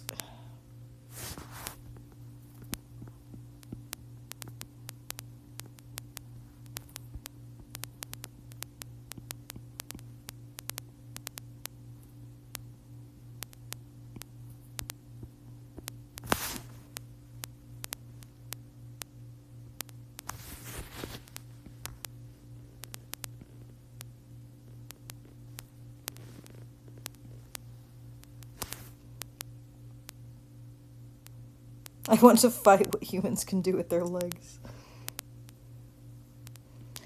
Have I ever had a dream I've turned into a story? I wouldn't say I've had a dream that I've turned into a story, but I have had very story-like dreams before. Most of my dreams that I get are extremely, like, story-like. With the exception of one that I've ever had, which is literally the most bizarre dream I've ever had. I actually had a therapist I had at the time who looked like, when I told them about my dream, just for fun, she was trying to interpret the dream to figure out, maybe give me a reason for what it meant. And when I got to the climax of the dream, she just stopped and stared at me and told me, like, yeah, I have no fucking clue what that means. It's my favorite fucking story that I have. It's so strange. And I, to this day, do not know what it means.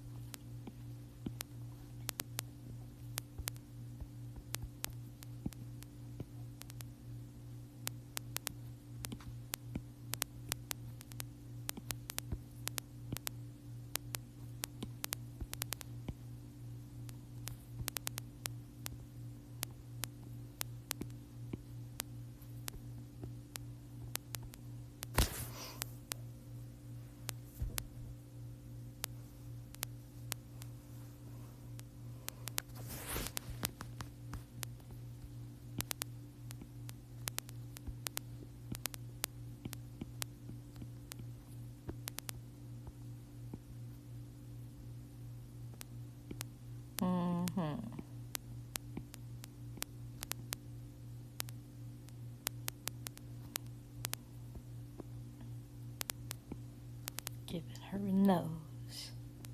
They have a nose now.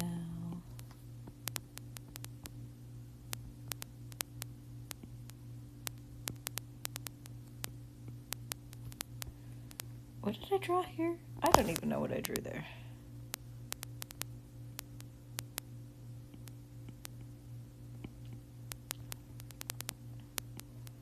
God, I found a song that, like, really matches, like, a scene I have in my mind for a story. And it sucks because I'm like, literally nobody knows what scene it is because it's not one I've ever talked about online, and it's also probably, like, slightly spoilery and requires a lot of context, but I'm like, God, it's such a perfect fucking song. I'm gonna have it stuck in my head.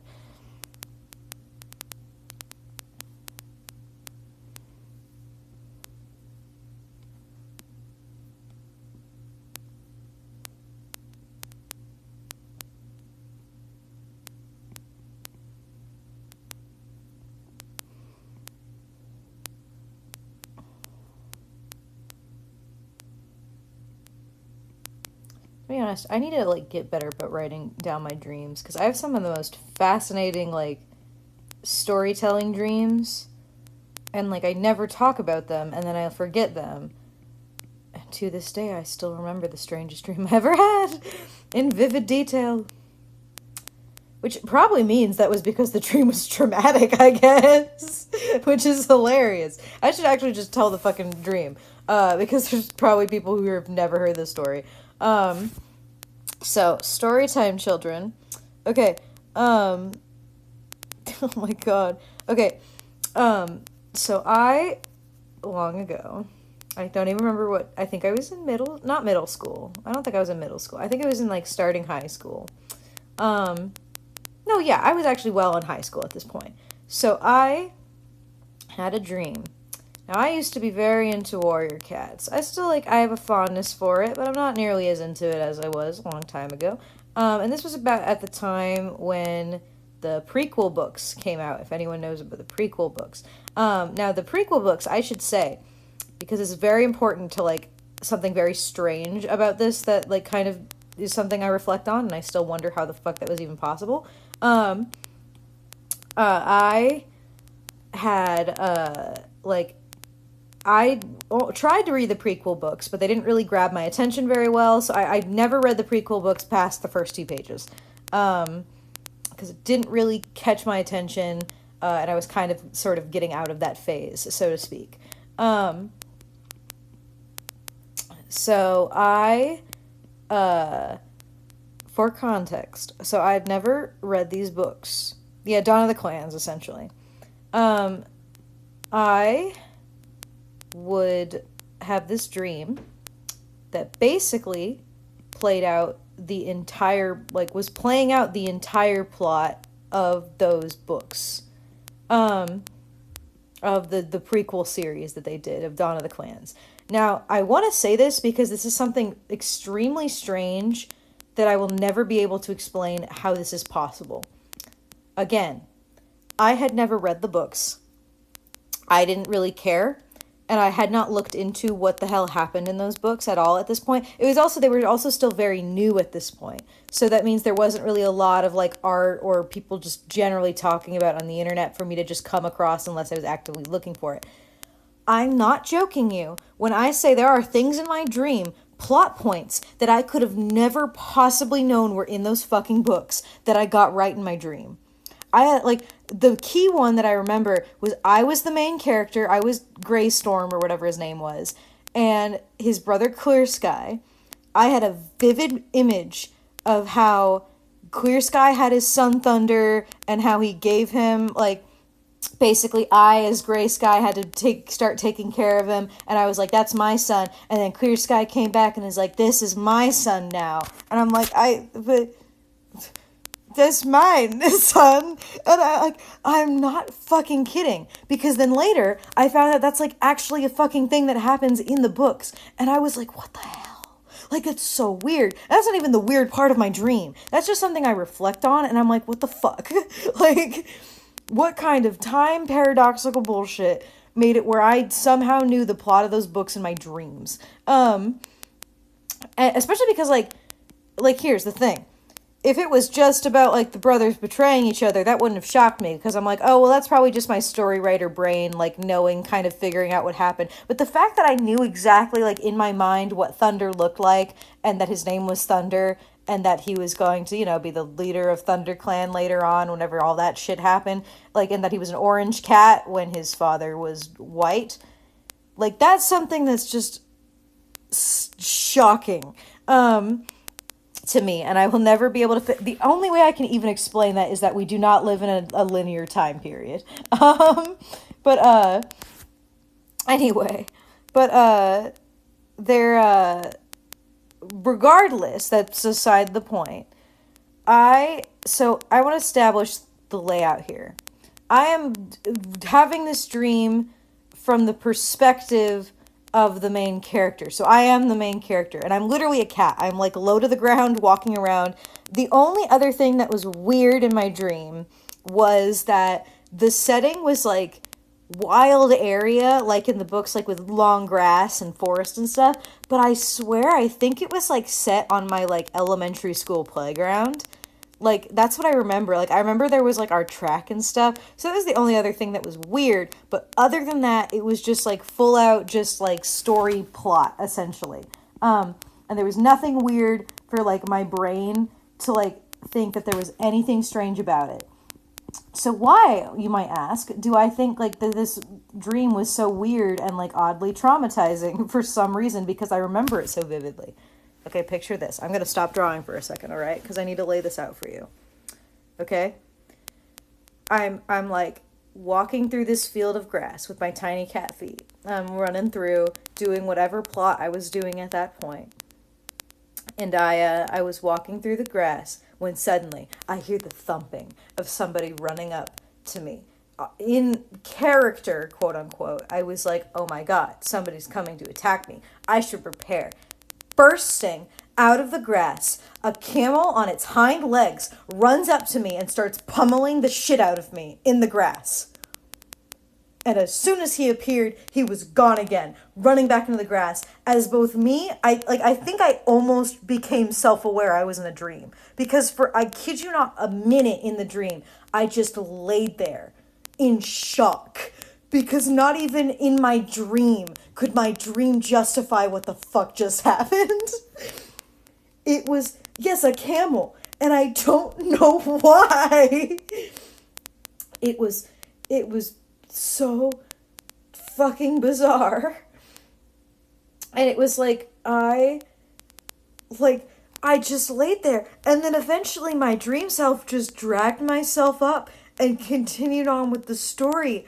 But when I woke up, everything that happened after that, I don't even remember. I just know things did happen after that.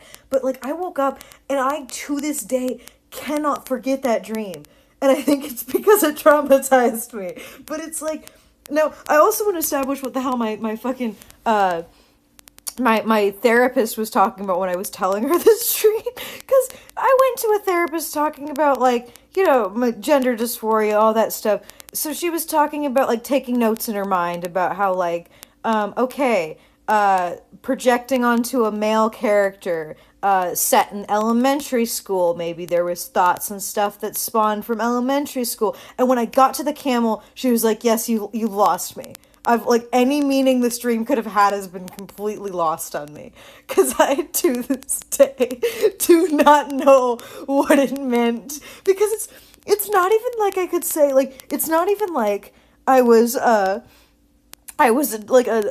child who was scared of camels or something. It's not like I had some irrational fear of camels that spawned off of. It's not even I had this irrational fear of getting beat up or something. It's not like I knew someone in my life who I was compared in my mind to a camel that would beat me up or something. It just, there's no explanation for it. And I hope I never have a dream weirder than that. Because I don't know if there's anything in this world that could possibly top that fucking dream. It was such a bizarre experience. And it's so fucking funny too. It's both the weirdest and the funniest dream I've ever had in my life. And it's my favorite story to tell. Because anytime I've told it to people in person, it's always the same thing. It's because they never expect what's going to come next. No one hears me building up to the camel attack and expects it to be a camel on its hind legs. Hind legs is important, by the way, because at this point it was we were all cats. We were all four-legged creatures fighting other four-legged, realistic animal creatures. So, having an anthropomorphic fucking camel running up and beating the shit out of me with its hooves, was just something I nor anyone I tell this story to can ever expect. Ever. Not in a million years. Not even the most weirdest fucking writer who can write the weirdest fucking plot can ever get to that level of fucking weird out of nowhere, context.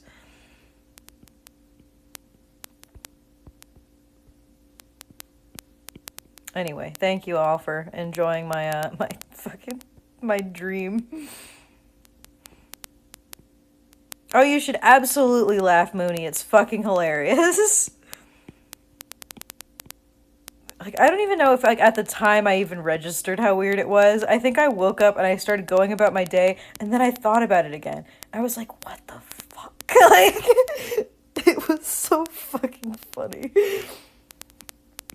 In my dream, because even in my dream, it's not I was hurt, or in pain, or emotionally destroyed. I was just stunned, because I had no explanation.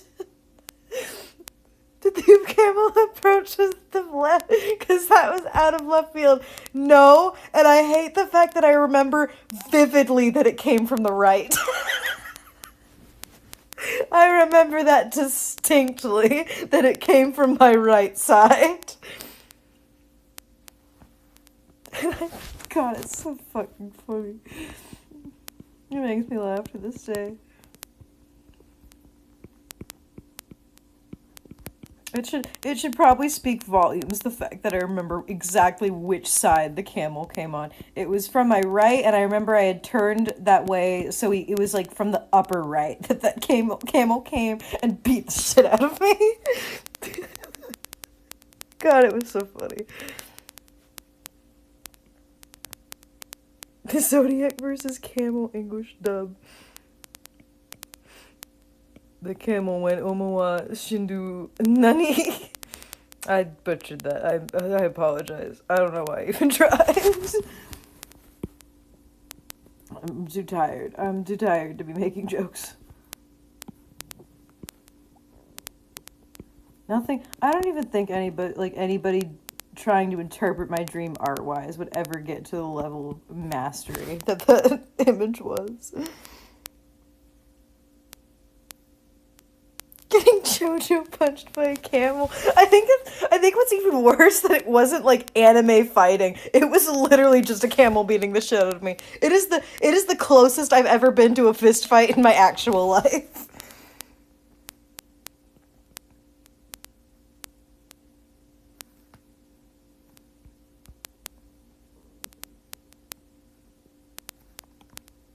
I don't think I'll ever be in a fist fight more realistic than the one that camel beat me up.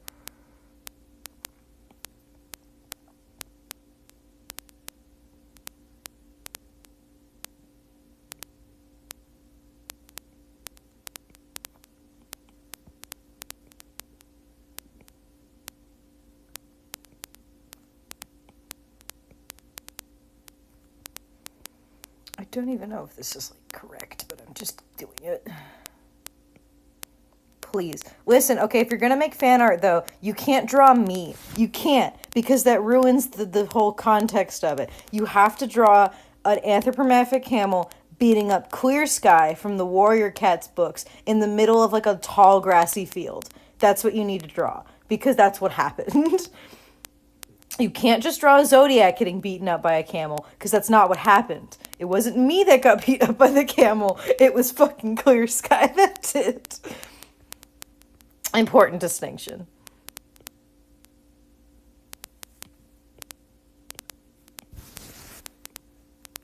Plus, it just makes it like a million fucking times funnier, in my opinion.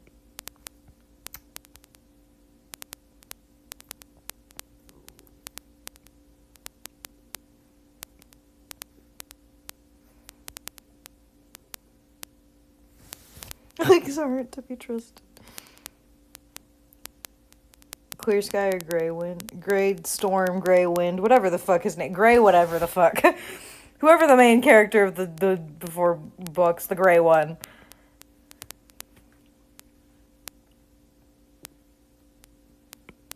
No, not Clear Sky. Clear Sky didn't get beat up by a camel. His brother did. Gray whatever the fuck. Gray Wing. Whatever the hell. I didn't read the books. That's the whole funny thing about this, is I never read the books.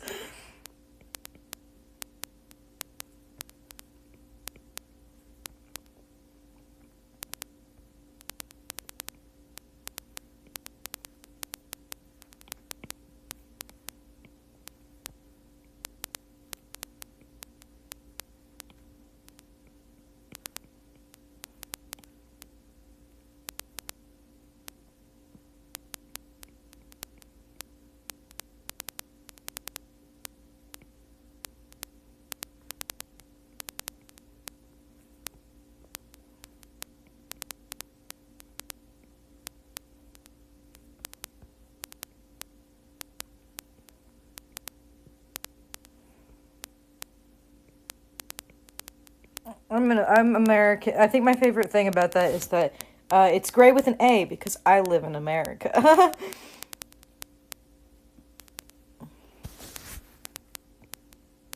think that's the funniest joke I saw, where people were like, do you say it with a gray with an A or an E? And it's like, if you're in England, it's E. If you're in America, it's an A.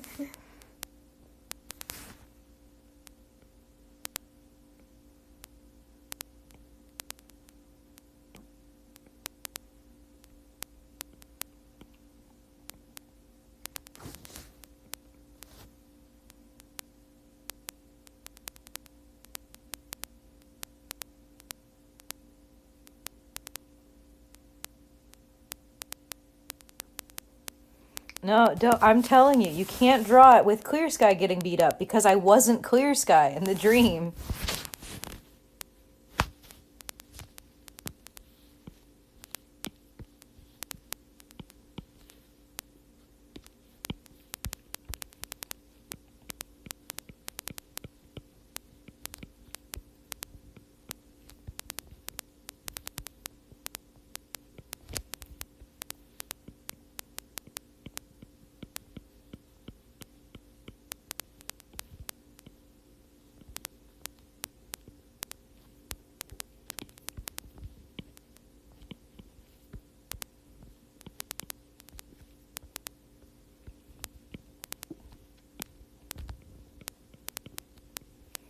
No, yeah, it's no. Listen, if anyone's gonna draw fan art of it, it's Grey Wing or whatever Gray, whatever it is in that book, getting beaten up by a camel in a field of a camel on two legs, by the way, uh, in a tall grassy field.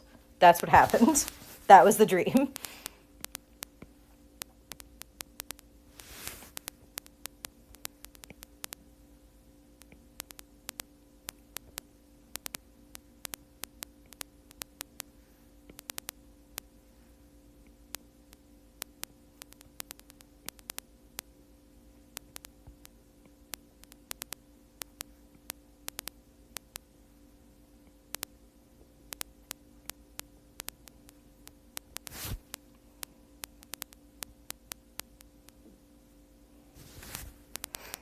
Oh goodness.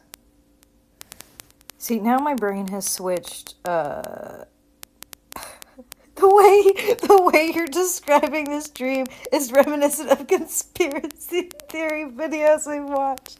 Oh, that's great. It's all a conspiracy, man. Camels are rising up.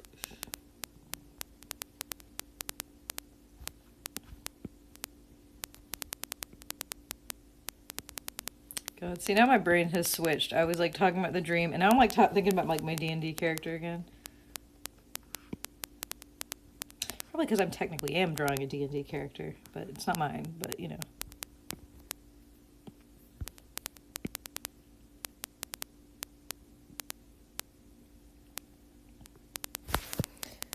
I haven't watched one of your videos in forever. It's nice to know that you're still the disaster artist I know and love. Thank you. Do you have a favorite Warrior Cats character? Yellow Fang will always have a very vivid place in my heart. Love her. And Jay Feather. Jay Feather was my guy.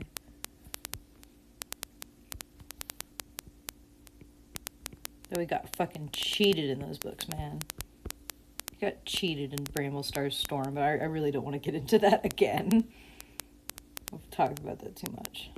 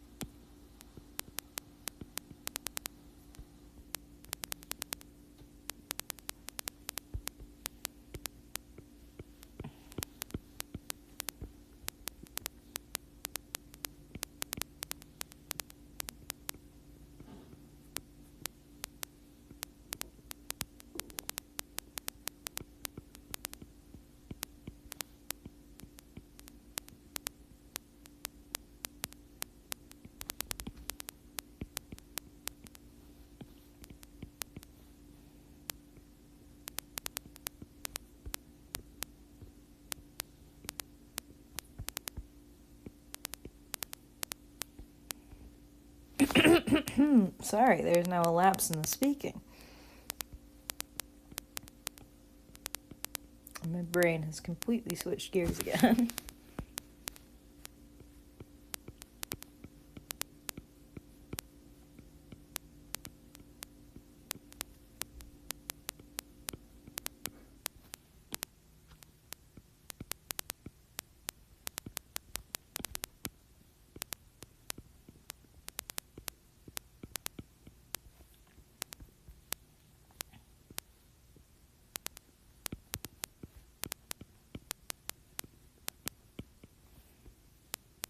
anyone has any new questions, you're free to ask.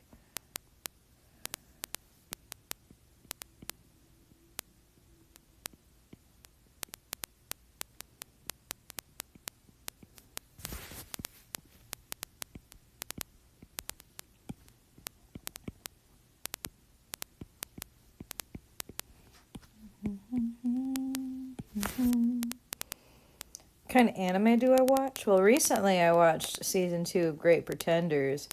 Mwah. Fucking loved it.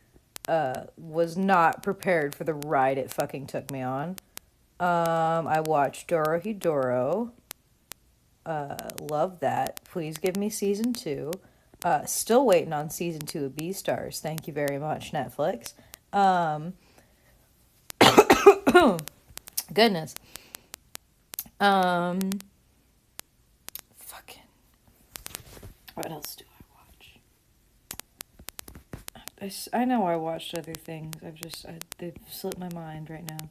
I should clarify this. I watch Kakagiri. I don't like Kakagiri.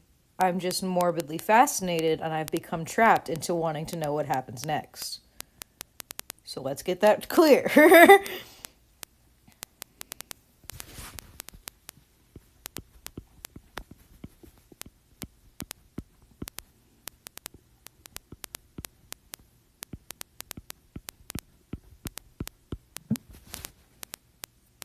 Have you watched The Seven Deadly Sins? I did a long time ago, and then season 2 killed it for me, and I've never been able to get back into it and enjoy it.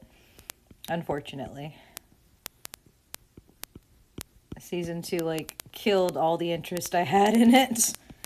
And I just kind of, And I'm very aware that season 3 is better, but I don't, like, season 2's just killed all the hype I've had for it. I do watch JoJo's Bizarre Adventure, though. I am a JoJo person, unfortunately.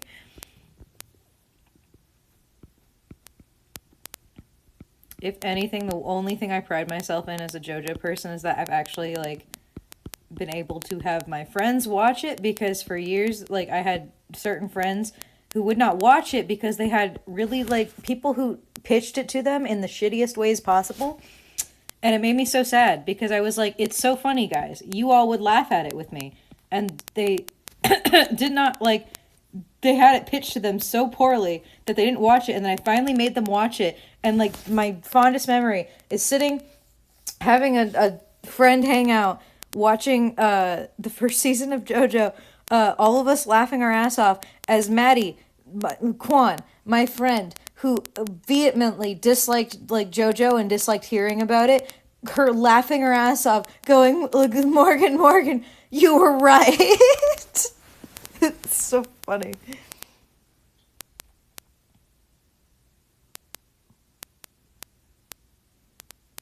My fave show? I mean, I don't know. I like a lot of different things, so I couldn't really say I had a favorite. I love Great Pretenders. Dark Crystals of Age of Resistance slapped. I don't think I have a favorite show of any kind. My interests shift.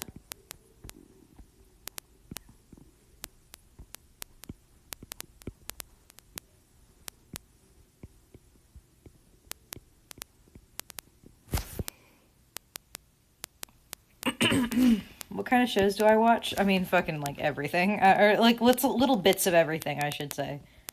I watch, like, reality competition shows. I watch, like, cartoons. I watch anime. I watch live action stuff. I've watched, like, you know, darker stuff. I watched funny stuff. You know, I don't know. I watch a lot of different things. Just whatever piques my interest at the time.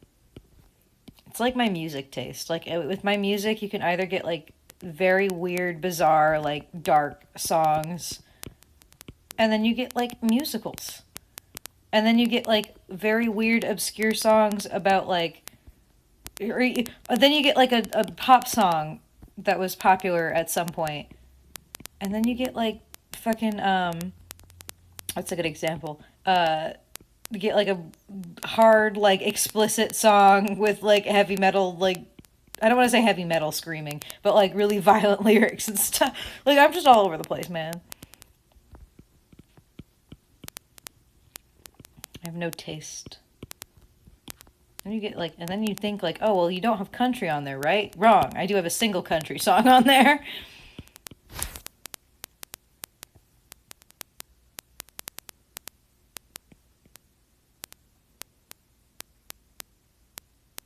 Makes me wow every time I see it. Well, thank you.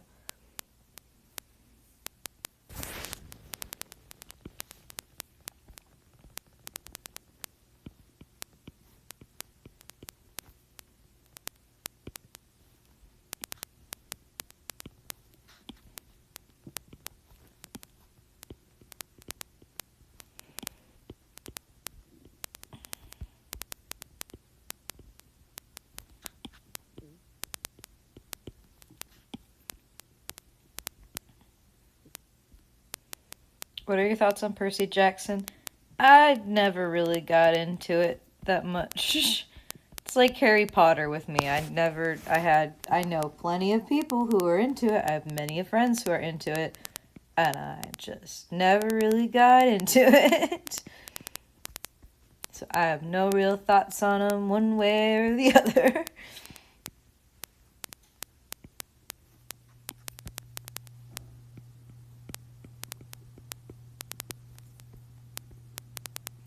And I'll leave those strandy bits for my rendering later.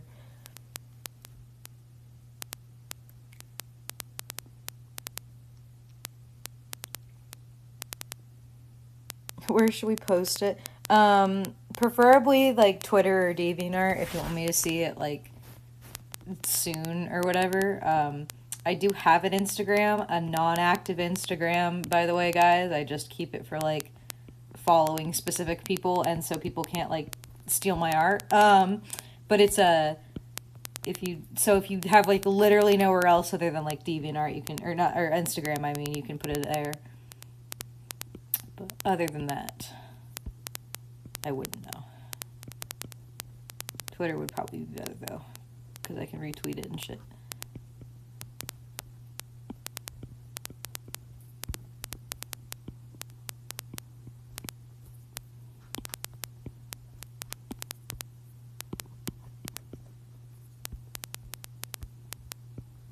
Basically, what I'm saying is if you can give me any less reasons to use Instagram, I would appreciate it.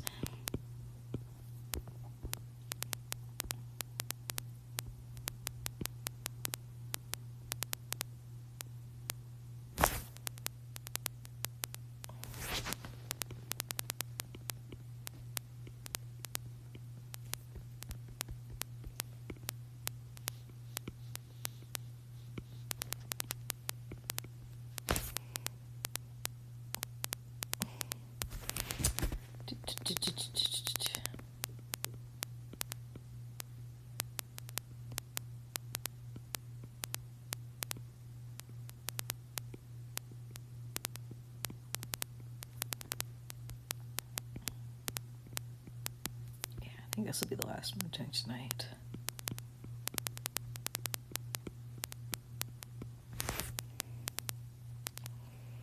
Just for brevity's sake. It's midnight. I should vibe.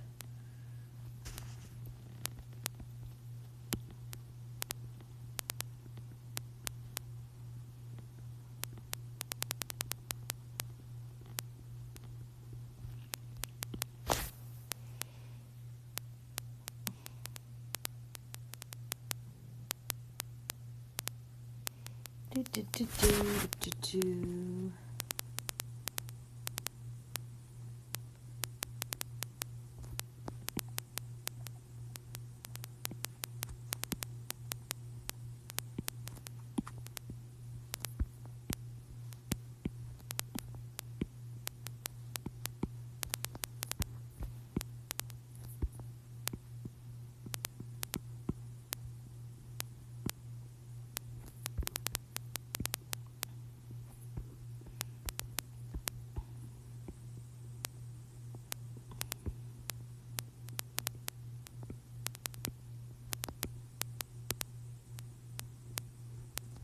I just keep getting different songs, like, rotating in my head right now. 1 minute, one of them stuck in my head, and then suddenly a different one stuck. I start thinking about, like, a different one that's stuck in my head. The never-ending cycle. And I can't sing any of them, because I'm getting copyright claimed. Not even embarrassed about, like, just singing on a stream. Just don't want to get copyright claimed, man. There she is. I hope that looks good, Shinema.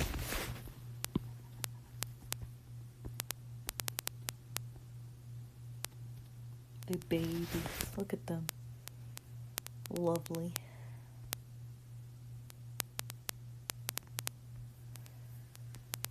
Boop.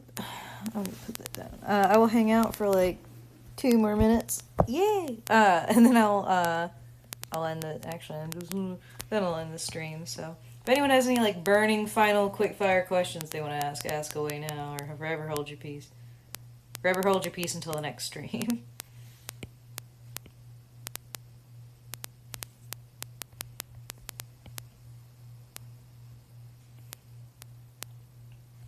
What's your fave Bandsass song? I don't really have one. My song obsessions swing violently, so it's like 1 week I will have a favorite song, and the next week I'll have a different favorite song. And I don't really have a favorite band, so... yes.